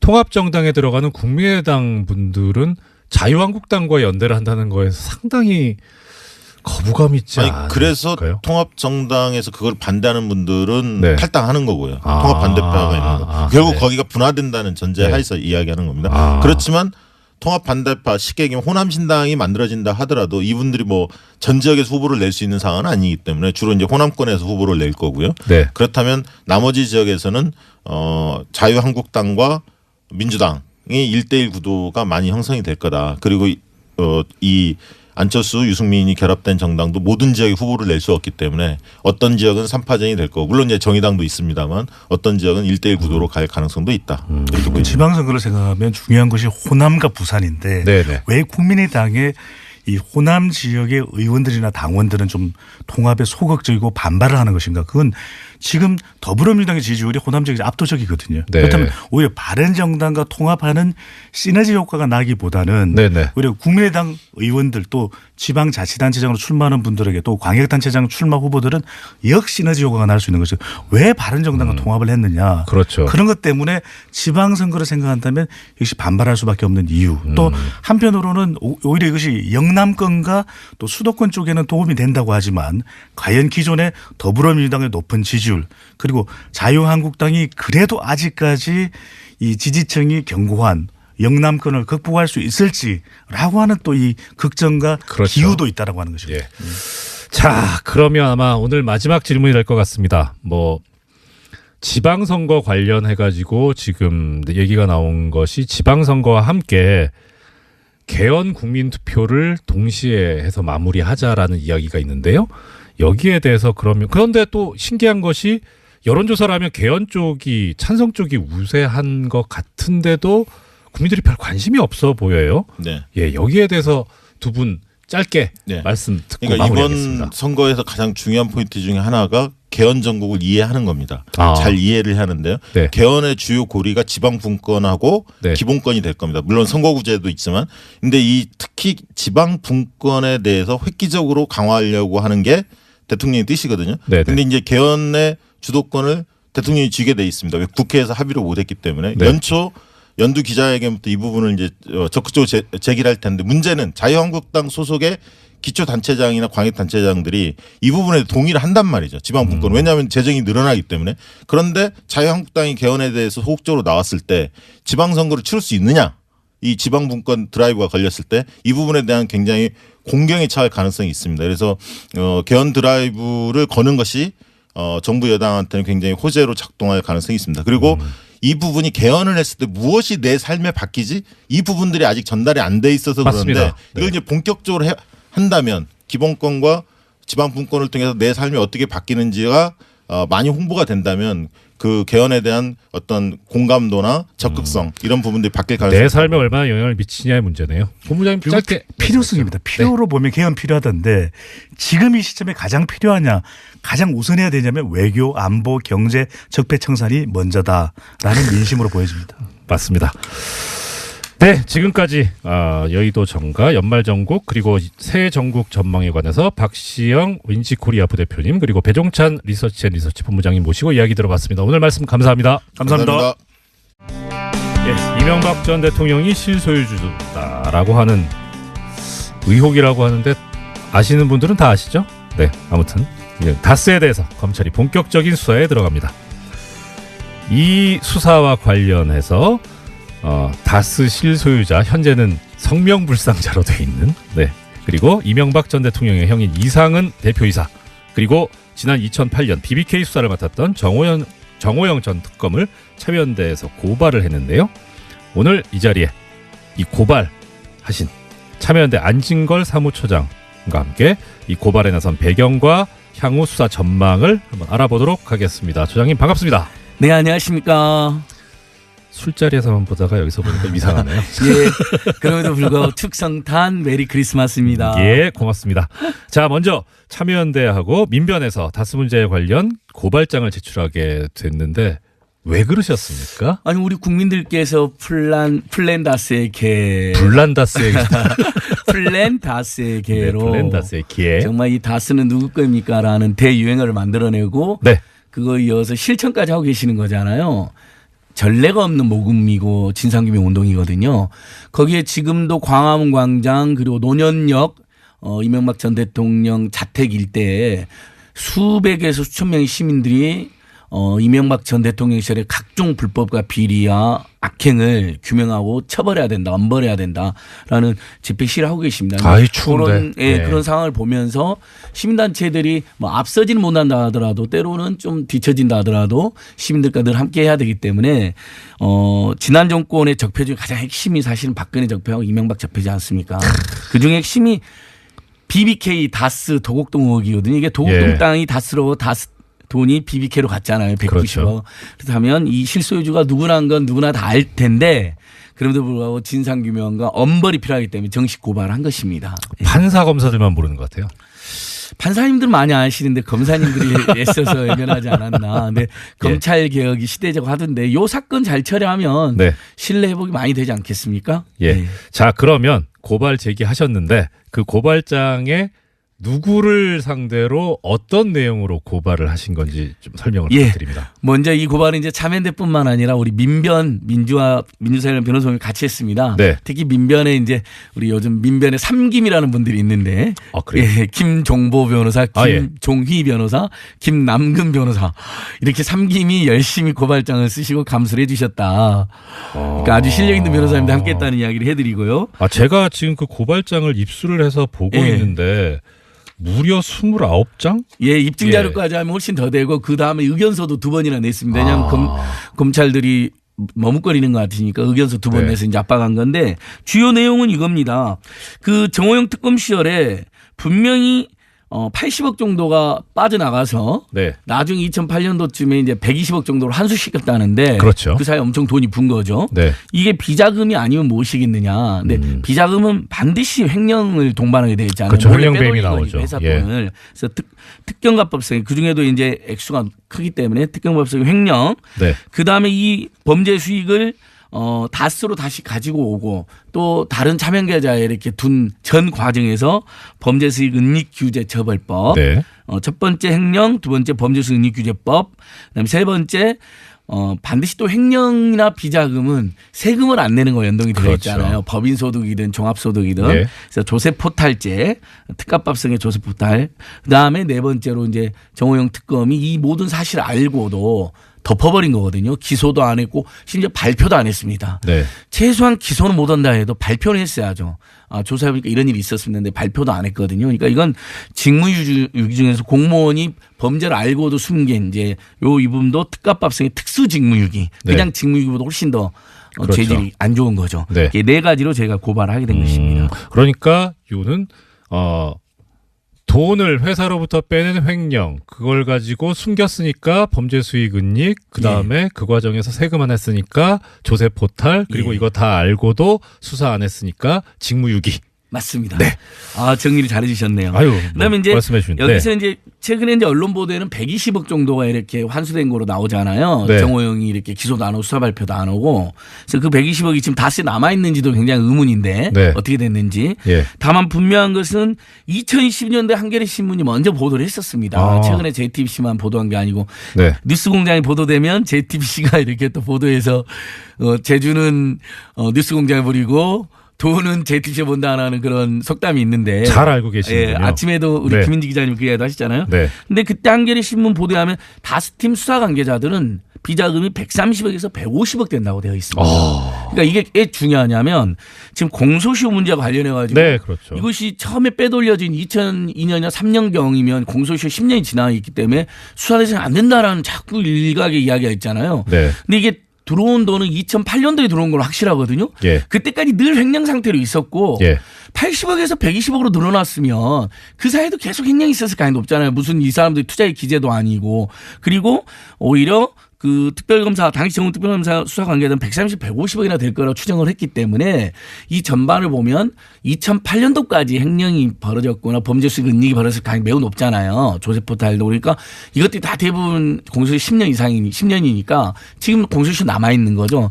특수직무유기도 공소시효 10년이어서 지금 이제 이것은 2028년 2월 달 이제 특검 활동 끝난 때로 기산돼서 지금 얼마 안 남았다 해서 검찰이 빨리 수사하라는 여론인 거거든요. 그래서 이 비자금 액수도 특정되지 않았습니다. 120억으로 처리 알려졌지만은 더 될 수도 있다. 그렇죠. 이 부분도 저희가 주목해야 될 것 같습니다. 그러니까 지금 다스나 BBK 관련해서 수사가 이루어지지 않고 기소가 이루어지지 않았는데 그 공소시효가 지금 고발된 대상 중에 이제 이명박 전 대통령 같은 경우에는 대통령으로 재직 중인 기간에는 공소시효가 정지되니까 상관이 없는데. 네, 맞습니다. 근데 지금 뭐 정호영 특검이든 뭐 이상은 대표이사든 이분들은 대통령이 아니기 때문에 2008년도에 범죄행위가 끝나서 그때부터 공소시효가 시작된다고 보면 10년이니까 예. 그러니까 지금 이제 2018년. 근데 그것도 2008년도 초반이었기 때문에 지금 2018년 초반에 끝난다는 그 말씀이신 거죠. 빨리 수사해야 되고 예. 신속히 엄청나게 수사를 해야 되고 일각에서 이야기한 것처럼 2003년도 이때쯤에 범죄이기 때문에 공소시 지났다는 말은 네. 충분히 반박이 가능하다. 그렇지 않다. 이 범죄는 2008년까지 이어졌고 예. 그 후로도 심지어 그 후로도 어떤 일이 있었는지 그동안 도곡동 땅 다스 BBK 자금으로 봤을 때 또 이명박 전 대통령의 그 꼼수 대망 성격을 봤을 때 분명히 뭔가 의혹이 있을 수 있다 이런 거죠. 지금 처장님 말씀은 불리한 진술이 될 수 있습니다. 어떻게요? 그 변호 못 해드립니다. 지상파에서. 예. 네, 농담이고요. 자, 그러면 지금 이제 궁금한 게 하나 있습니다. 여기 지금 정호영 특검에 대해서도 고발을 하셨다고 했는데 네. 정호영 특검 측에서 입장을 발표했다고 해요. 뭐라고 했냐면 이명박 전 대통령이 다스의 실질적 소유자라는 증거는 찾을 수 없었다. 다스 경영진이 개입된 비자금이 아닌 직원 개인의 횡령이라는 사실을 확인할 수 있었다. 어떻게 생각하십니까? 예, 요건 참 너무 설득이 화내지 마세요. 아니 화가 날라 그러는데 당시에 완전히 봐줘가지고도 네. 문제가 됐었는데 이렇게 10년이 지났으면 돌이켜 보니 그때 당선인의 위세에 눌려서 그때 이명박 MB가 당선인이었잖아요. 예, 그렇죠. 그러니까 유세가 있을 수 있잖아요. 예. 그리고 뭐 무섭죠, 사실. 예, 무서울 수도 있고 예. 왜냐하면 나중에 기소는 잘 안 되면 이상이 될 수도 있으니까. 예.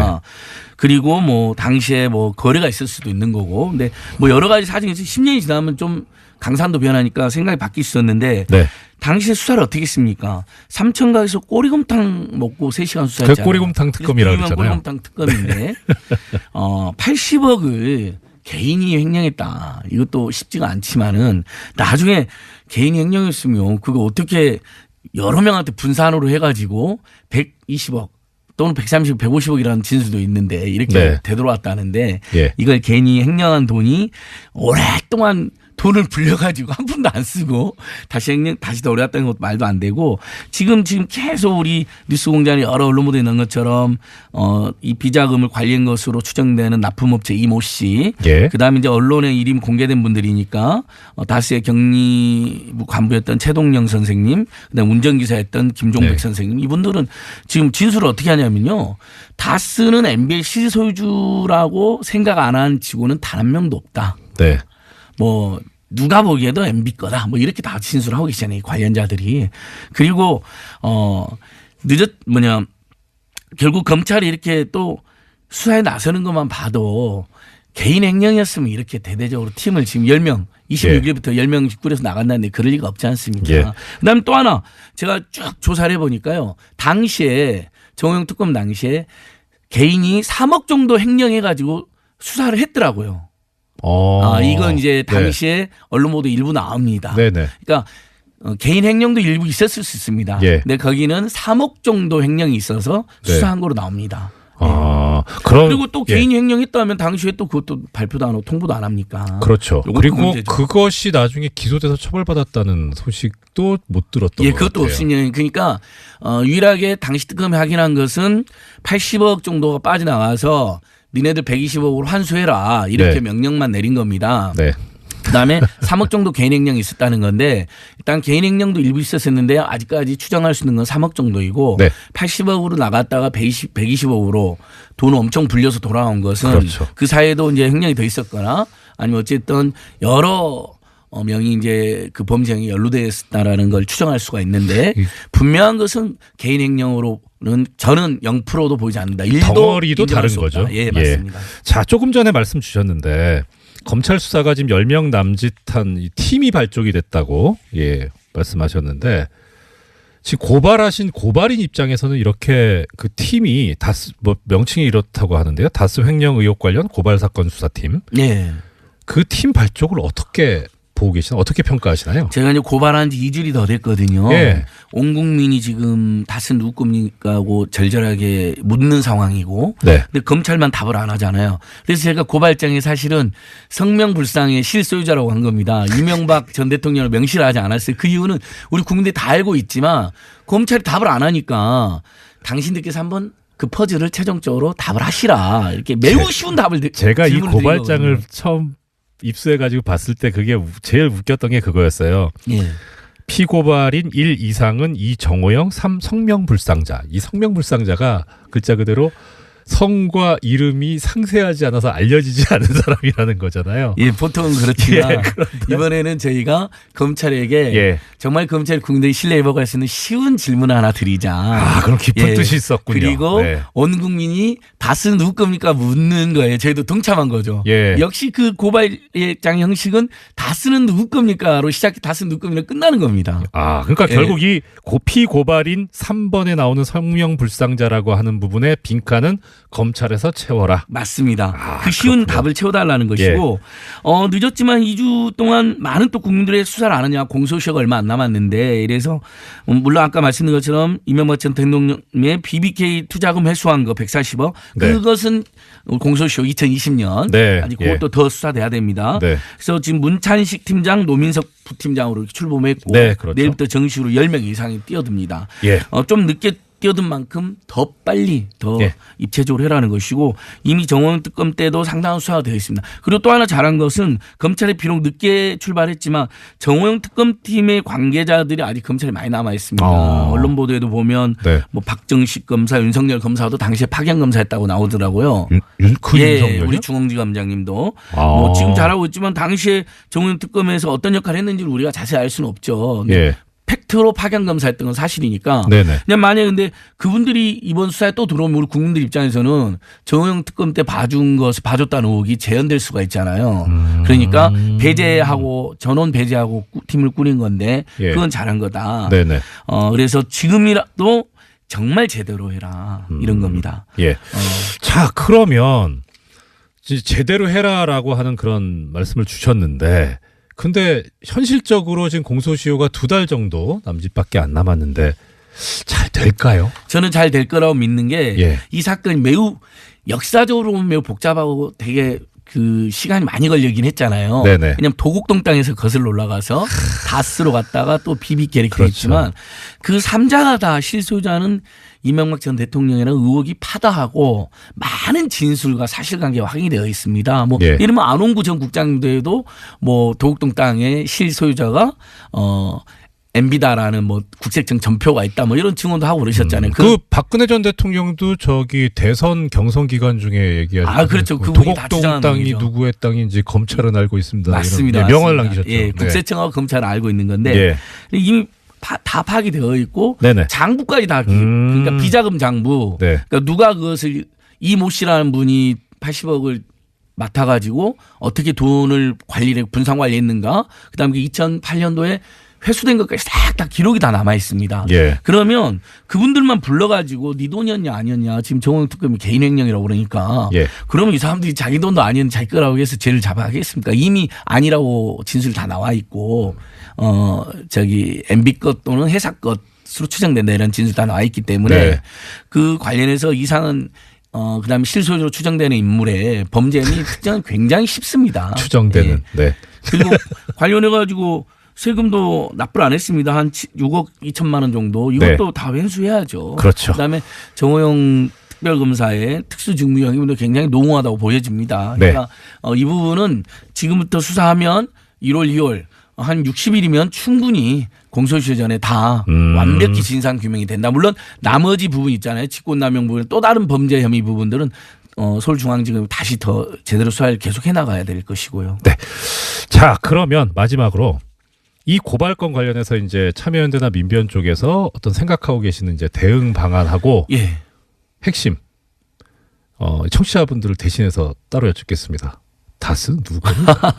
예, 정말 시민단체들이 사실 우리 한국 사회가 지금 극심한 양극화 민생고에 시달리고 있지만 이 모든 것이 특정한 정권과 특정한 재벌들의 결탁하에서 온갖 네. 부정과 비리에는 그 술술을 부리면서도 우리 국민을 위한 정책을 외면하고 오히려 괴롭게 만든 데 있는 것이거든요. 그렇다면 최소한 박근혜 이명박 시절에 온갖 적폐는 완전히 밝혀져야 하는 측면에서 시민단체와 적폐청산 사회개혁에 끝까지 앞장서겠다는 다짐 시민들 드리고요. 저는 도곡동 땅, 다스, BBK. 다스만 누구 거냐 모르는데 저는 세 개 다 물어주십시오. 그리고 세 개 다 여쭙겠습니다. 예. 도대체 도곡동 땅, 다스, BBK는 누구 겁니까? 누구 겁니까? 저는 이명박 전 대통령 거라고 개인적으로 확신하고 있습니다. 네. 지금까지 다스 관련해서 고발을 제기하신 참여연대 안진걸 사무처장님 모시고 말씀 들었습니다. 오늘 말씀 감사합니다. 예, 고맙습니다.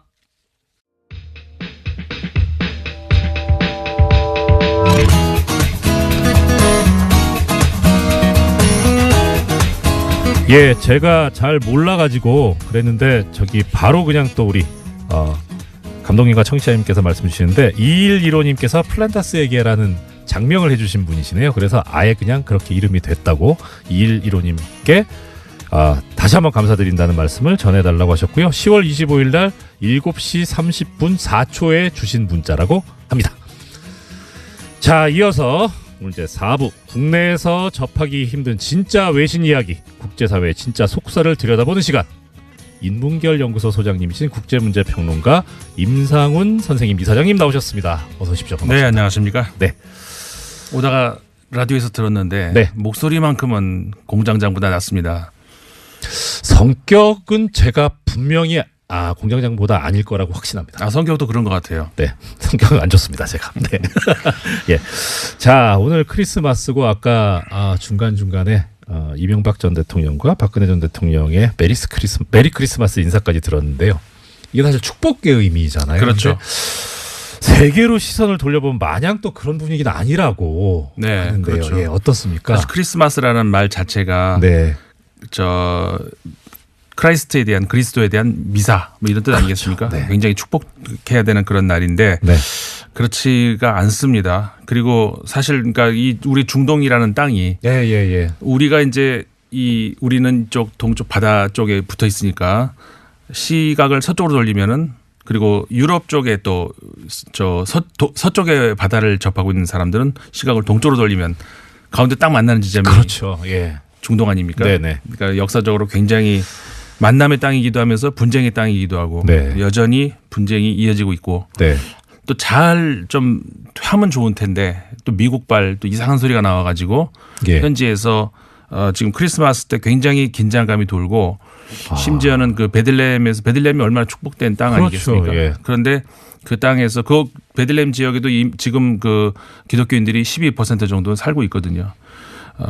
사실 그 팔레스타인 지역이 아주 아슬아슬하게 그 여러 종교, 여러 그 민족들이 평화를 유지를 해가면서 살고 있는데 거기다가 기름을 또 부어버려가지고 예.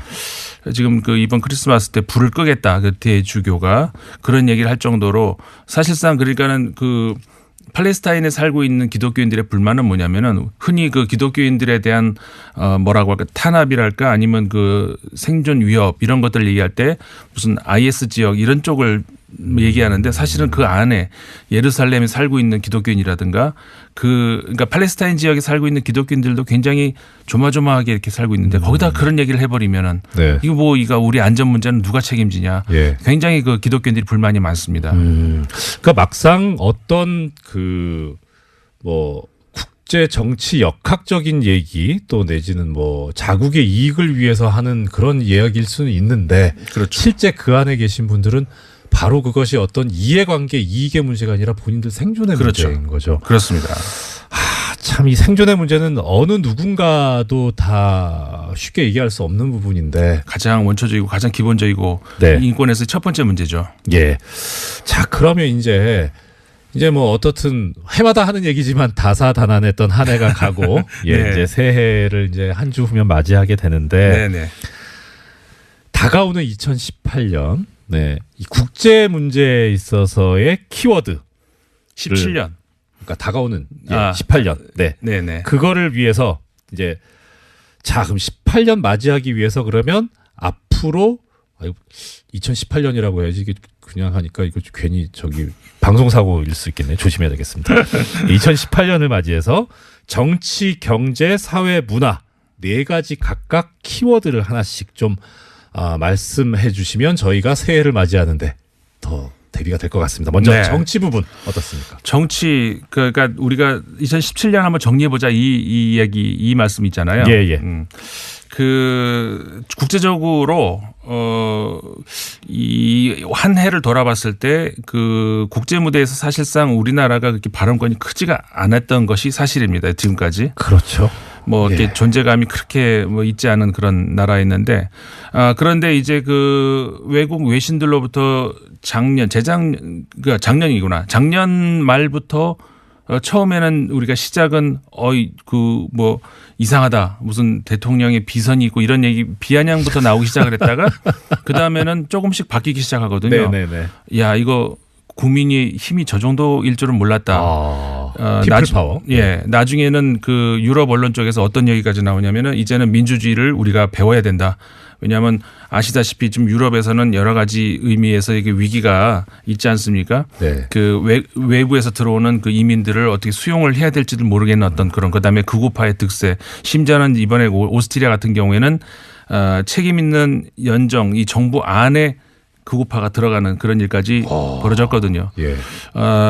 그래서 유럽 입장에서는 국민들이 이런 그 국가의 위기를 막아내는 그러니까 국가가 국민을 보호하는 게 아니라 국민이 국가를 보호해주는 이런 나라들이 있다라고 하는 것에 대해서 이제 관심을 가지기 시작한 것이 이번에도 그 비슷한 예로 그 이코노미스트라는 이제 언론이 두 나라를 이제 꼽았습니다. 예. 그게 어디냐면은 프랑스와 한국이었거든요. 예.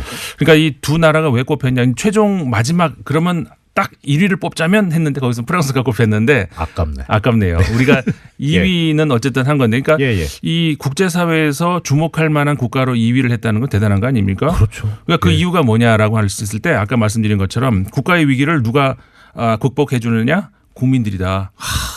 그 두 나라가 프랑스와 한국이라는 건데 프랑스는 뭐냐? 아까 말씀드렸던 극우 세력의 득세, 극우 세력이 저 대선 투표를 하면 1등을 하거든요. 그러면 이걸 막아줄 수 있는 건 누구냐? 그랬을 때 국민들이 그래서 이번에 나온 것이 마크롱 대통령 아니겠습니까? 예, 그렇죠. 그렇게 해서 마크롱 대통령도 뭐 최연소 대통령이다 뭐 여러 가지 있습니다만은 국민이 만들어낸 대통령이다. 그런 것이고 우리나라 같은 경우도 또 우리 뭐 국민들이 너무나 잘 알고 있듯이 국가의 어떤 위기, 혼란 이런 것들을 결국 막아낸 것은 국민이었다. 그런 의미에서 이 그 2017년 정치 키워드 얘기하자면은 역시 국민. 국민의 힘, 국민이 주인이다. 이 얘기를 할 수 있을 것 같습니다. 청취자 여러분 들으셨죠? 자, 다들 알고 계시겠지만 우리 대한민국 국민이 이렇게 훌륭한 분들입니다. 정말 존경해. 자화자찬이 아니고 저는 말씀드렸다시피 계속 외신을 모니터링하고 있고 외신들이 어떻게 보고 있고 우리나라를 어떻게 판단하고 있는지를 보고 있기 때문에 그걸 근거해서 드리는 말씀입니다. 아니 외신은 이렇게 우리 국민들을 칭찬해 주시는데 왜 우리 내부 언론은 왜 이렇게 그런지 잘 모르겠습니다. 자, 정치 얘기 그렇고요. 그다음에 경제로 가볼까요? 경제 하면은 사실 그 비트코인. 이사님 비트코인 갖고 계세요? 저는 그런 거 안 합니다. 그런 거 안 좋은 겁니까? 잘 몰라서요. 안 합니다가 아니라 못 합니다. 제가 능력이 안 돼가지고 뭐 좀 그런 게 머리가 안 돌아가요. 그것까지는 저도 이사님과 비슷한데. 그런데요. 그러니까 이게 뭐를 주목해야 되니까 우리나라도 뭐 비트코인 요즘에 막 열풍 불고 그렇습니다만은 이게 어떻게 보면은 빈익빈 부익부인 것 같아요. 비트코인이 뭐냐? 저 같은 사람 처음 들어보는 사람들도 있는 반면에 그거 벌써 거길 투자에 넘어서 이제 투기의 개념으로 이렇게 접근해 들어간 사람들까지 있거든요. 그러니까 이게 정보의 뭐라고 할까 불균형이 심각하게 되는 어떤 그 대표적인 경우인데 비트코인이라고 하는 것을 저는 이렇게 딱 한마디로 얘기하고 지금 노다지다. 근데 전자 노다지다. 그러니까 공통점이 뭐냐면은 옛날에 우리 금을 캐려고 하는 것이 금이라는 것은 원래 그러니까는 그 실생활에 직접 우리가 먹고 사는데 필요한 건 아니잖아요. 어떻게 보면은 교환 수단이라든가 뭐 이런 것이 되는데 매장량이 한정돼 있죠. 그다음에 매장을 하려면 이제 힘이 센 사람이 파야 되지 않습니까? 그렇죠. 근데 파내지 못하는 사람은 어떻게 합니까? 그래도 이제 뭐 구입은 할 수 있죠. 예. 교환할 수 있고. 네. 근데 파다 보면 나중에는 어떻게 됩니까? 점점 귀해지죠. 그렇죠. 그러면 힘센 사람만 더 잘 팔 수가 있겠죠. 이게 지금 똑같이 비트코인도 마찬가지를 할 수 있는데 비트코인도 그래서 채굴한다 이런 말 하지 않습니까? 그렇게 얘기하더라고요. 그래서 뭐냐면은 이거는 다시 말해서 인터넷상에서 수학 문제를 풀어야 되는 거죠. 네. 근데 이제 처음에는 쉽지만 풀다 나중에 계속 해가면 나중엔 어려운 문제를 풀어야 되는 그런 게 되는 거죠. 매장량도 제한돼 있고. 안 그래도 경제가 어려운데 비트코인까지 생각하면 더 어려워질 수도 있다. 네. 자, 사회 분야는 어떻습니까? 사회 분야에서 이제 우리 전 세계적으로 올해의 그 키워드다 그러면 저는 미투. 네, 미투 아시죠? 나도 역시 그렇다라고 하는 여러 가지 폭로가 있었죠. 그렇죠. 네. 사회 불평등의 가장 어떻게 보면 아주 제일 작은 규모에서부터 시작할 수 있는 가장 저열하고 비열한 어떤 그 차별이 바로 성차별이고 그렇습니다. 그 중에 정말 막장이 성폭력이죠. 네. 이게 지금까지 그 만연돼 왔었다는 거 아니겠습니까는? 그리고 이게 피해자가 숨겨왔다는 거죠. 피해자가 부끄럽게 생각했다는 건데 이제는 아니다. 왜 피해자가 부끄럽냐? 가해자가 부끄러워야지. 당연하죠. 그렇죠. 당연하죠. 예. 너무나도 당연한 건데 지금까지 말을 못하고 있었던 것을 네. 이번에 그 알리사 밀라노라는 미국 배우가 네. 나는 이러이러한 당했다. 여러분들 당했으면 나한테 미투 나도 당했다라고 그 해시태그를 달아달라. 네. 이 운동이 돼가지고 전 세계적으로 좀 번진 거 아니겠습니까? 그렇습니다. 우리나라도 그런 활동이 있었고요. 여러 분야에서. 예. 네. 그것이 우리가 뭐 동참하는 것도 동참하는 거지만 더 나아가서 함께 이런 아픔을 같이 하고. 그렇죠. 예. 또 연대하는 그런 생각이 부끄러워야 있었습니다. 됩니다. 맞습니다. 자, 마지막으로 문화 부탁드립니다. YOLO라는 말 들어보셨나요? 욜로 들어보셨습니까? 욜로. 예. 예. 이게 영어로 이제 인생 한 번뿐이니까. 그렇죠. 예. 카르테 디엠의 어떤 새로운 버전이라고 할 수가 있는 건데 네. 이게 그 뭐 올해 처음 생긴 말은 아닙니다. 그렇습니다만은 올해 굉장히 그 특히 20대 30대 젊은이들한테 많이 이렇게 퍼져 있는 어떤 그런 하나의 현상 중에 하나였고 네. 이게 관련해 가지고 이제 어떻게 반대 현상 우리나라 지금 최근에 들어와 가지고 유행어 있죠. stupid, great 뭐 이런 말 하는데 뭐, 어떻게 보면 이게 반대거든요. 왜냐하면 아까 욜로는 오늘을 즐기자, 잘 살자 이런 건데 마지막 말씀드린 이거는 절약하자 이런 거 아니겠습니까? 저는 이 두 가지가 이 상반되는 게 아니라 공통점이 있다고 생각하는 것이 너무 힘듭니다. 살기에. 그렇기 때문에 어떻게 할 것이냐.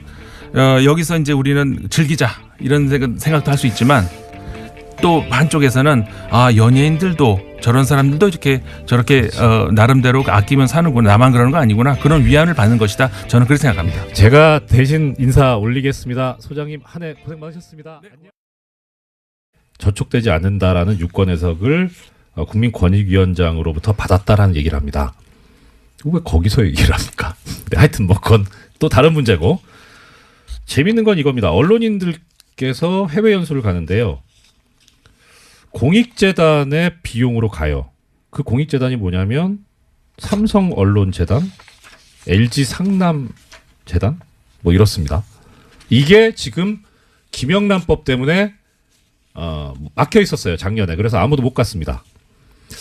그걸 지금 풀어달라는 거죠. 그러니까 쉽게 말하면 대기업 돈으로 유학을 보내달라는 얘기인 겁니다. 그래서 한번 찾아봤어요. 제가 궁금해가지고 어제. 삼성언론재단 홈페이지를 들어가 봤는데요. 거기에 보면 이렇게 언론인들이 해외 연수를 가는 조건이 있습니다. 요건.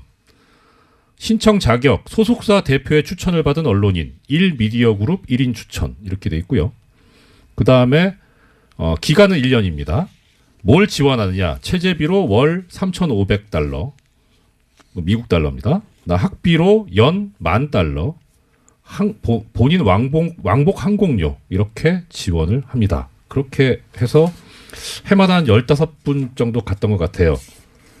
명단도 쭉 있던데요. 보니까 유수한 언론사들입니다. MBC 뭐 16년 재작년을 기준으로 MBC, 한국경제, 조선일보, JTBC, 아시아경제, 머니투데이, YTN, 문화일보, 서울경제, 한겨레신문, 매일경제, 한국일보, 동아일보, KBS, CBS. 시사인은 없네요. 네, 없네요. TBS도 없고. 뭐 이래요? 아니 우수한 기자분들, PD분들을 이분들은 공부를 좀 시켜야 되겠다 해서 공익재단에서 보낼 수는 있죠. 보낼 수 있는데 아니 잘하시는 시사인하고 TBS, 미디어문구 이런 분들은 안 계시고 그리고 제가 좀 마음에 안 들었던 건 이겁니다. 추천 자격에 소속사 대표의 추천을 받아야 돼요.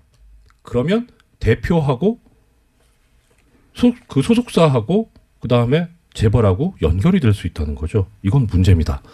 예, 하다 보니까 벌써 시간이 이렇게 됐네요. 요거 제가 좀 더 조사해가지고 내일 다시 한번 하도록 하겠습니다. 더 전해주실 소식이 있는데 김은지 안녕하십니까. 오늘부터 일주일간 뉴스공장 영장해설 전담 법무수석에서 무려 공장장 권한대행으로 승진한 이정렬입니다. 김어준 공장장의 이 목소리에 익숙해 계실 텐데 어색하지 않은가 싶은데요. 잘 부탁드립니다. 예, 문바라는 말이 있습니다. 문재인 대통령 지지자를 가리키는 비열한 용어죠. 그래서 별로 쓰고 싶진 않은데요. 이미 언론에 의해서 널리 알려진 터라 일단 쓰겠습니다. 수많은 정치인 지지자들이 있습니다. 하지만 바라는 용어가 붙은 것은 노바, 문바 뿐입니다. 반대 세력들에 의해 만들어진 프레임이죠. 이빠, 박바 이런 말은 안 하잖아요. 문바들이 좋아하는 글이 있다고 합니다. 문재인 대통령이 새정연 대표였던 시절 안도현 시인의 글을 인용해서 쓴 글이라고 하는데요. 일부를 읽어보겠습니다. 그날은 절대로 쉽게 오지 않는다. 그날은 깨지고 박살나 온몸이 너덜너덜해진 다음에 온다. 그날은 참고 기다리면서 엉덩이가 짓물러진 다음에 온다. 그날은 그날을 고대하는 마음과 마음들이 뒤섞이고 걸러지고 나눠지고 침전되고 정리된 이후에 온다. 그날을 고대하시는 이분들 과연 비난받아야 할 사람들일까요? 문바들은 아직도 살얼음판을 걷는 기분이라고 합니다. 100년 이상 쌓여온 적폐들을 청산하려면 그 정도 아니 그 이상의 시간이 필요할 테고 지금은 그 토대를 쌓아야 할 중요한 시기인데 그래서 정권이 바뀌었어도 마음껏 기뻐하지도 못하고 있다고 합니다. 지난 2012년 대선 이후부터 문재인 대통령 지지자들은 정치인들과 언론들의 잘못된 기사나 정보를 계속해서 체크하고 수정해왔다고 하네요. 이것은 시민들이 정치적으로 더 고급지게 각성해서 정치에 적극적으로 참여하는 정치 변화라고 그렇게 이야기들을 하고 있습니다. 이러한 거대한 정치 변화를 언론이, 정치인들이 단순히 정치인의 팬덤으로만 해석하는 것은 문바를 혐오로 몰고 가려는데 불과하다고 합니다. 정치인들과 언론인, 이들은 왜 이럴까요? 그들의 엘리트의식, 권위의식을 건드렸기 때문 아닐까 이렇게 이야기합니다. 문바라고 매도하는 것은 바로 그들의 히스테리 현상이라고도 하더군요. 정치인은 물론 언론들도 반드시 팩트 체크를 하시고 틀렸을 때는 바로 수정하시라고 권하고 있습니다. 정치에 적극적으로 참여하시는 직접 민주주의의 구현자, 헌법 제1조 제2항에 쓰여진 것처럼 대한민국의 주권자로 행동하시는 사람들, 이들은 빠라고 혐오되어야 할 사람들이 아니라고 합니다. 이들이 바로 국민이라는 것이죠. 위대한 대한민국 국민 여러분, 존경합니다. 메리 크리스마스. 이상 공장장 권한대행 이정열 생각이었습니다. 고맙습니다.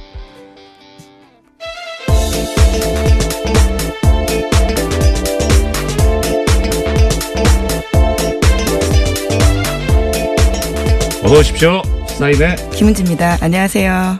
아유, 그래서 여기 터줏대감이신데.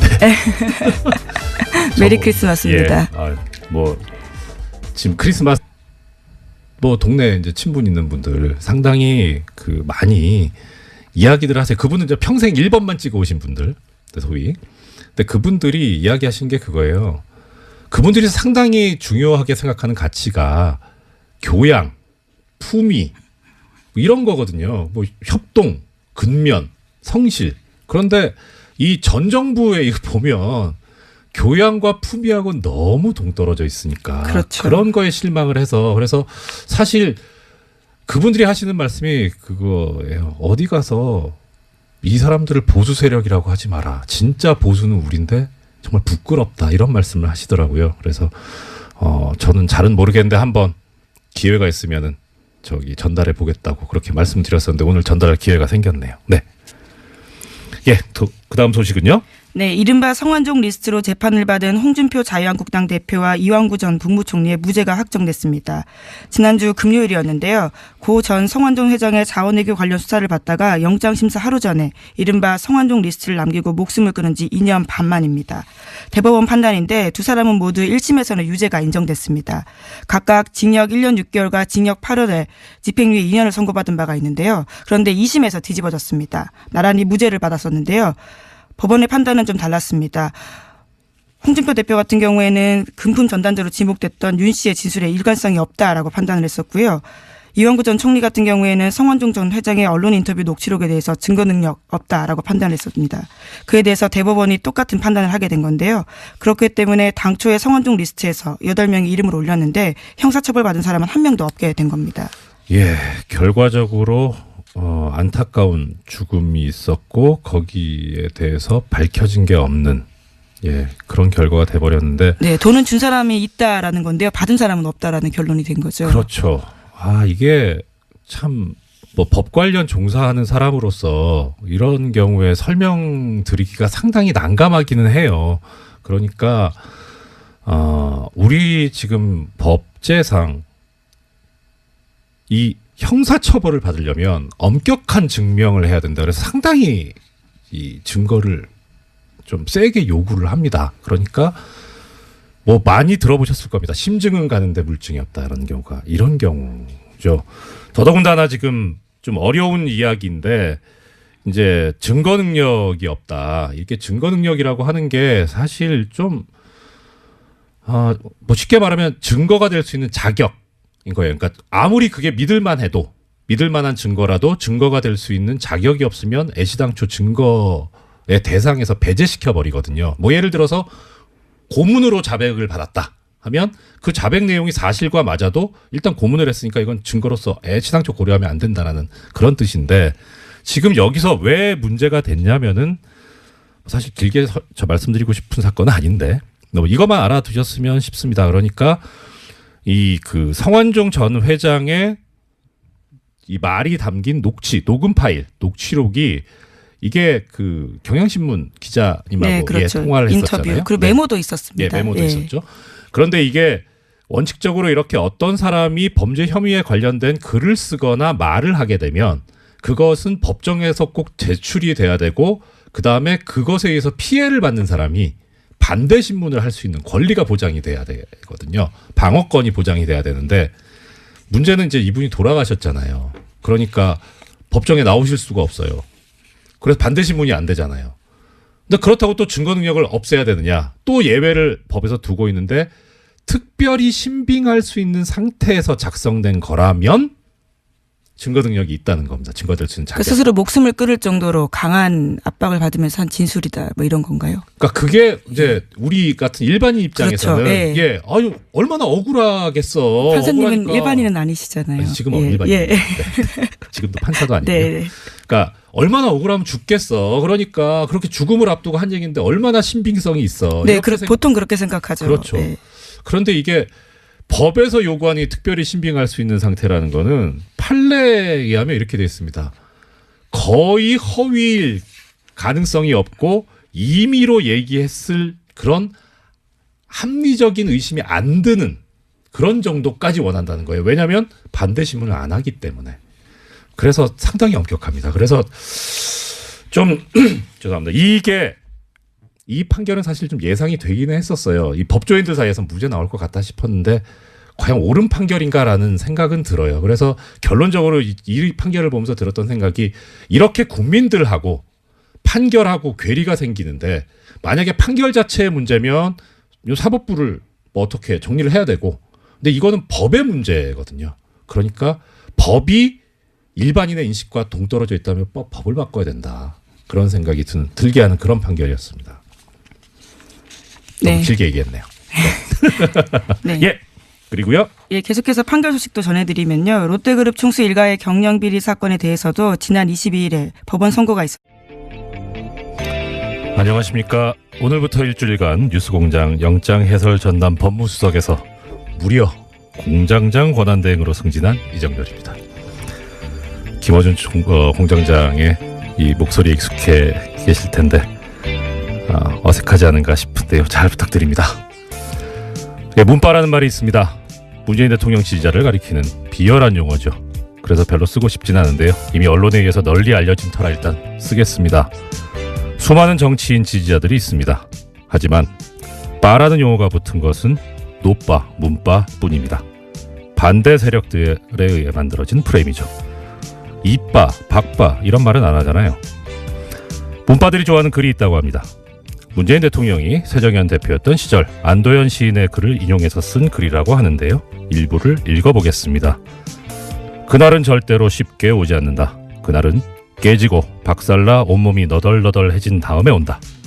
그날은 참고 기다리면서 엉덩이가 짓물러진 다음에 온다. 그날은 그날을 고대하는 마음과 마음들이 뒤섞이고 걸러지고 나눠지고 침전되고 정리된 이후에 온다. 그날을 고대하시는 이분들 과연 비난받아야 할 사람들일까요? 문바들은 아직도 살얼음판을 걷는 기분이라고 합니다. 100년 이상 쌓여온 적폐들을 청산하려면 그 정도 아니 그 이상의 시간이 필요할 테고 지금은 그 토대를 쌓아야 할 중요한 시기인데 그래서 정권이 바뀌었어도 마음껏 기뻐하지도 못하고 있다고 합니다. 지난 2012년 대선 이후부터 문재인 대통령 지지자들은 정치인들과 언론들의 잘못된 기사나 정보를 계속해서 체크하고 수정해왔다고 하네요. 이것은 시민들이 정치적으로 더 고급지게 각성해서 정치에 적극적으로 참여하는 정치 변화라고 그렇게 이야기들을 하고 있습니다. 이러한 거대한 정치 변화를 언론이, 정치인들이 단순히 정치인의 팬덤으로만 해석하는 것은 문바를 혐오로 몰고 가려는데 불과하다고 합니다. 정치인들과 언론인, 이들은 왜 이럴까요?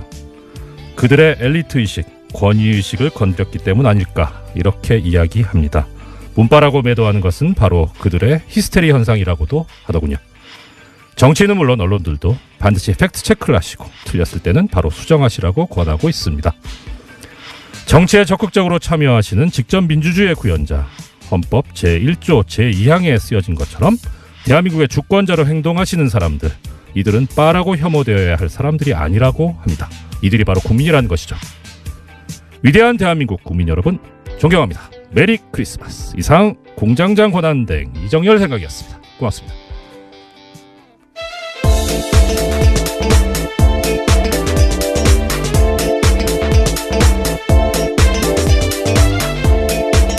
어서 오십시오. 시사인의 김은지입니다. 안녕하세요. 아이고 그래서 여기 터줏대감이신데. 메리 크리스마스입니다. 예, 뭐 지금 크리스마스를 축하하기 전에 잘 부탁드립니다. 좀 떨리네요. 예, 크리스마스라서 좋은 소식 많이 들고 왔어야 되는데요. 네. 또 계속해서 적폐 관련된 소식들이 많습니다. 예, 부탁드립니다. 첫 번째 소식 어떤 소식입니까? 네, 다스는 누구 겁니까? 라는 질문 뉴스공장에서 아주 오랫동안 던졌었는데요. 이 질문이 점점 답을 향해 달려가는 모양새입니다. 네. 지금까지 BBK와 다스 관련 검찰 수사가 4번에 걸쳐서 이뤄졌지만요. 네. 계속해서 내놓은 결론은 봐주기다라는 의심을 사고 있었는데요. 이번에는 검찰이 2개의 수사팀을 동시에 투입해서 BBK와 다스를 겨누고 있습니다. 첫 번째 사건은 BBK 사건 투자 피해자들이 이명박 전 대통령과 김재수 전 LA 총영사를 직권남용 혐의로 고발한 건이고요. 네. 또 다른 건은 지난 22일에 출범한 다스 전담 수사팀입니다. 다스가 조성에 따른 비자금 120억 원의 주인을 밝히는 계획인데요. 검찰은 또 다른 비자금 120억 원을 발견하고도 이를 덮어준 의혹을 받고 있는 정호영 전 특검의 직무유기 혐의도 들여다볼 계획이라고 합니다. 예, 2가지 사건인데 앞에 사건은 피해자들에서 문제가 제기된 거고 두 번째는 지금 이제 검찰이 따로 보고 있는 건데 참 아이러니컬합니다. 특별검사가 원래 일반 검사들 조사도 했었는데 오히려 특별검사가 일반 검사에 의해서 조사를 받는 또 이것도 초유의 사태인 것 같아요. 네, 그렇죠. 그래서요. 정호영 특검 같은 경우에는 해명을 내놓기도 했는데요. 드디어 네. 자기 입장을 내놓은 겁니다. 네. 전단팀이 꾸려졌다는 소식 때문에 입장 자료를 낸 건데 정 전 특검 같은 경우에는 특검법에 따른 수사 대상은 이전 대통령이 다스의 실질적 소유자인지 여부에 따라서 공직선거법 위반이 되는지 여부였다라고 밝히고 있는데요. 그러니까 자신은 철저하게 수사를 진행했는데 이명박 전 대통령이 소유자라는 증거를 찾을 수 없었다라고 밝혔습니다. 뭐 액면상으로는 맞는 말씀이긴 한데 사실 이 당시에 이 BBK라든가 다스 관련해 가지고 나왔던 것이 국민들의 의혹이 워낙 컸기 때문에 그래서 그런 여망으로 특별검사까지 나왔던 거잖아요. 그러면 국민들이 납득할 수 있고 국민들의 갈증을 풀어줄 수 있는 수사가 됐었어야 하는데 뭐 액면상으로 지금 이 정호영 특검 쪽에서 하시는 말씀이 맞다고 하더라도 국민들의 기대는 너무 못 미친 그런 네. 결과가 아니었나 싶습니다. 게다가 내부자들 증언들이 계속해서 나오고 있는데요. 당시에 수사 제대로 안 했다라는 것들은 네. 꽤 있기 때문에요. 그 당시에 정말 제대로 수사했는지에 대해서는 의문이 남을 수밖에 없는 것 같습니다. 예, 좀 이 그 내부자들이 이렇게 양심적으로 말씀해 주신 건 감사하긴 한데 이명박 전 대통령 입장에서 보면 사람 관리 좀 잘하시지 왜 이렇게 의리가 없을까요? 네, 그래서 그 내부자들도 이번에 검찰 조사를 받았다라는 보도도 나오고 있는데요. 네. 김종백 씨라고 이상은 다스 회장의 운전기사였던 것으로 알려진 인사입니다. 이분 같은 경우에는 굉장히 양심 고백을 많이 했었는데요. 네. 의미 있는 진술들이 많습니다. 네. 그래서 검찰이 지난 21일에 불러서 조사를 했다라고 하는데 JTBC 보도에 따르면 120억 원 관련된 다스 비자금 의혹으로 불렀다라고 하지만요. 김종백 씨가 저랑 통화를 했었는데요. 밝힌 디테일이 좀 다릅니다. 자신은 직권남용 혐의로 조사받았다라면서요. 그 혐의가 아니라 140억 관련된 거다라고 강조를 하시더라고요. 그리고 꽤 수사가 많이 되어 있고 그 검찰 수사의 아주 기본적인 자료들은 시사인 보도였다라는 이야기를 강조해달라고 하시더군요. 시사인의 김은지 기자님 보도였죠? 예, 저기 주진우 기자 보도이긴 했는데요. 같은 팀이시잖아요. 예, 그렇죠. 네, 예, 좋은 정통 시사주간지 시사인에서 보도했던 이 김종백 씨 사건 관련 기사 한번 또 찾아봤으면 좋겠습니다. 자, 예, 그 다음 소식은요? 예, 하나 더 전해드리면요. 네. 또 검찰이 공소시효를 좀 다르게 판단하고 있다라는 JTBC 보도도 있습니다. 그러니까 140억 원 관련된 공소시효는요. 이제까지는 곧 2월 달이면 종료된다라고 알려져 있었는데요. 검찰이 다르게 판단했다라고 합니다. 대통령 재직 중에 발생한 혐의는 공소시효가 정지된다라고 판단해서요. 이와 관련해서는 이명박 전 대통령이 현직일 때 그 사건이 있었다라고 판단해서요. 2020년까지 공소시효를 판단했다라고 합니다. 예. 이게 140억이 조성되고 횡령된 것이 만약에 이제 대통령 취임 전이었으면 아까 말씀하셨던 대로 중간에만 빠지니까 그렇게 되는데 이 대통령 재직 중에 지금 국가기관을 동원해서 140억 원을 덮으라고 했다는 거잖아요. 예, 이런 직권남용 혐의는 지금 저 결론은 맞는데 JTBC 보도를 저도 봤었거든요. 들었는데 사실 우리 JTBC가 우리 뉴스공장에서 뭘 이야기를 하시면 이제 한 2달쯤 후에 단독 보도를 내시잖아요. 근데 보면은 12월 단독인 건 같아요. 예, 뭐 최초 단독인지는 잘 모르겠지만 아무튼 그런데 여기 나와 있는 것 중에 이제 내란 외환죄를 제외한 대통령의 재직 중 범죄에 대해서는 공소시효가 정지된다. 이게 근거가 헌법재판소 결정이다. 이렇게 보도가 나오더라고요. 근데 뭐 제가 JTBC 좋아하는데요. 이거는 헌법재판소 결정이 근거가 아니고 헌법에 있습니다. 헌법에. 예, 법에 있는 건데 이거 좀 너무 열심히 보신 거 아닌가. 예, 전직 판사님이 어떤 특기가 오늘 굉장히 나오는 중인 것 같은데요. 네. 네.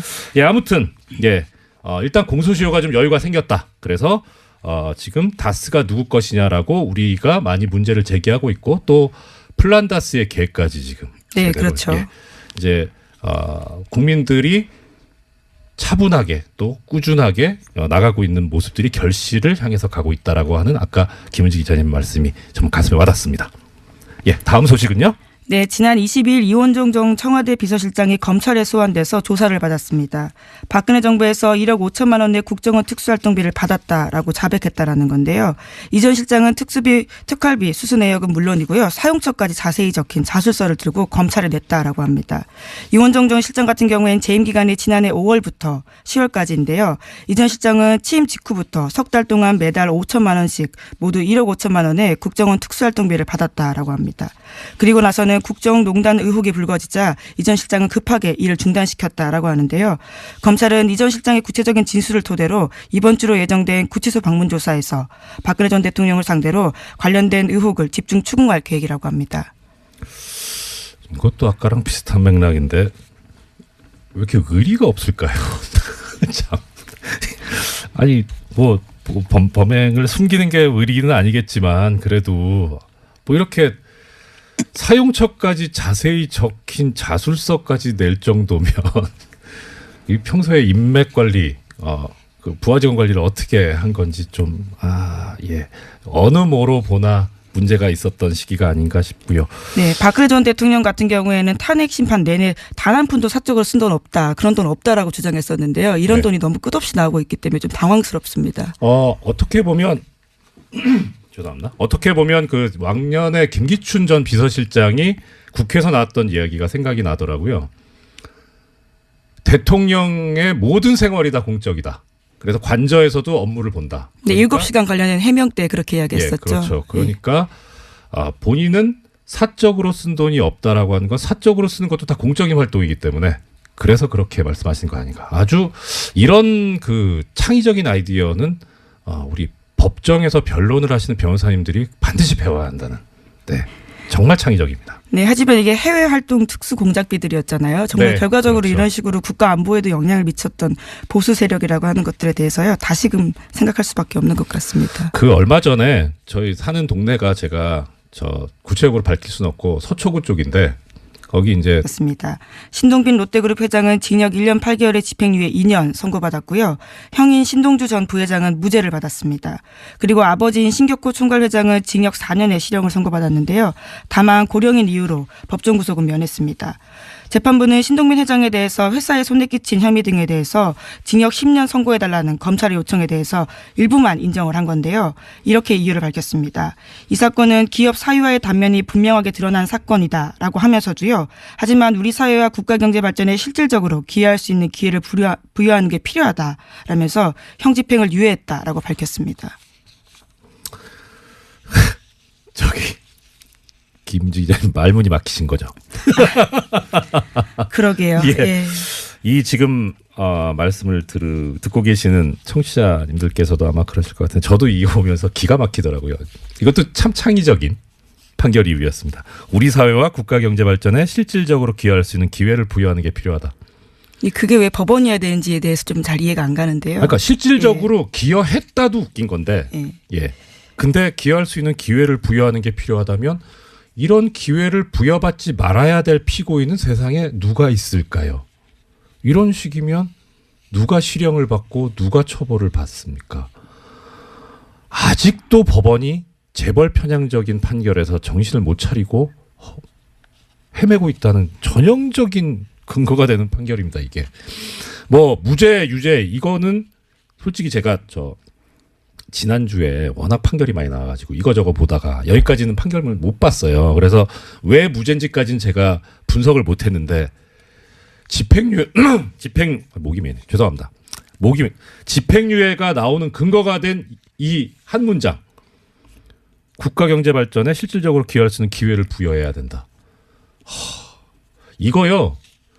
대통령이 사면을 할 때도 이런 식으로 사면하면 안 돼요. 그런데 하물며 엄격하게 법을 집행해야 되는 법원이 이런 식으로 재판을 한다면 어떻게 합니까? 2017년의 법원 정말 실망입니다. 빨리 실망스러운 거 넘어가죠. 네, 네. 그 뒤에 하나 더 있습니다. 네. 네. 넥슨으로부터 이른바 공짜 주식 받아서 뇌물죄가 인정됐던 진경준 전 검사장 기억하실 텐데요. 주식 대박이라는 단어로 유명합니다. 이에 대해서 대법원이 뇌물에 해당하지 않는다라는 판단을 내렸습니다. 뇌물로 보기에는 대가성이나 직무 관련성이 막연하다라는 건데요. 진경준 전 검사장 같은 경우에는 지난 2005년에 친구인 김정주 대표에게 4억 2,500만 원 빌려서 넥슨 주식 산 다음에 100억 원이 넘는 시세 차익 올렸습니다. 뿐만 아니라요. 넥슨에서 승용차도 제공받고요. 가족여행, 하와이 같은 데를 가는데요. 경비까지 받은 혐의가 포함됐습니다. 하지만 1심에서는 대가성이 없다라고 판단했지만요. 2심에서는 뇌물 혐의 있다라면서 징역 7년 선고했거든요. 근데 이를 다시 대법원이 뒤집은 겁니다. 예, 이것도 일반인의 생각과 법이 괴리가 있는. 네, 친구 사이라면 돈을 이렇게 줘도 되는 건가라는 생각이 들게 되죠. 그렇죠. 그런 말씀 많이 하시더라고요. 그래서 참 화 많이 나시죠. 이게 근데 이게 해보면 법이 너무 엄격하게 돼 있어서 그러니까 적어도 어느 정도 관련성이 있어야 된다는 게 법이랑 지금 판례가 지금까지 요구해 왔던 거거든요. 그래서 좀 이것도 어느 정도 좀 1심 판결의 무게가 실리지 않을까라는 생각을 했는데 걱정은 항상 현실이 된다고 그것도 그렇게 됐어요. 근데 저는 여기서 좀 신경 써야 될 부분이 이거라고 생각합니다. 그러니까 지금 쉽게 말하면 이 진경준 전 검사장 사건, 물론 이제 이게 다시 파기돼서 환송이 됐는데 거기서 또 어떤 다른 증거가 나오고 다른 법리가 나와서 유죄가 될지는 모르겠어요. 뭐 그것까지는 지금 예단할 수는 없는데 문제는 이 사건에 지금 현재까지 나타나 있는 본질은 그겁니다. 그러니까 쉽게 말해서 보험 드는 거 있잖아요. 그렇죠. 예. 예. 그러니까 언제 내가 무슨 일을 당할지 모르니까 보험을 드는 그런 차원에서 뭐 돈을 이렇게 줬다. 예. 시체물을 먹인다. 예. 네. 뭐 빠다칠한다. 뭐 이런 표현도 쓰는데 하여튼데 예. 그게 범죄가 뇌물죄가 안 돼요. 그래서 기억하시겠습니다. 벤스 검사 사건 있었습니다. 예, 그렇죠. 그래서 반성적으로 나온 얘기게 소위 김영란법이에요. 그때 사랑의 징표다 뭐 이런 이야기를 했었었죠. 기가 찼죠. 예. 네, 사랑도 참 비싸게 해요. 뭐 그건 그렇고. 그래서 우리가 이 판결에서 생각해봐야 될 부분은 김영란법을 지켜야 된다라는 거죠. 네, 관련해서 재미있는 기사가 하나 있더라고요. 좀 오래된 기사긴 한데 12월 7일자 더 PR이라는 매체에서 나온 기사입니다. 저 처음 봐요. 네, 김영란법 시행으로 막혔던 민간기업 언론재단의 기자 해외 연수 사업이 재개될 가능성이 열렸다라는 내용인데요. 예. 관련해서는 이제 완화 조치로 해석될 수 있어서 관계부처가 어떻게 할지 보인다라는 건데요. 예. 최근에 윤영찬 국민소통수석이 청와대 출입기자단 송년회 자리에서 이와 관련된 이야기를 밝혔다라고 합니다. 예, 이게 참 재밌습니다. 국민소통수석이 청와대 출입기자단 송년회 자리에서 뭐라고 얘기를 했냐면 언론인 해외 연수가 이 김영란법에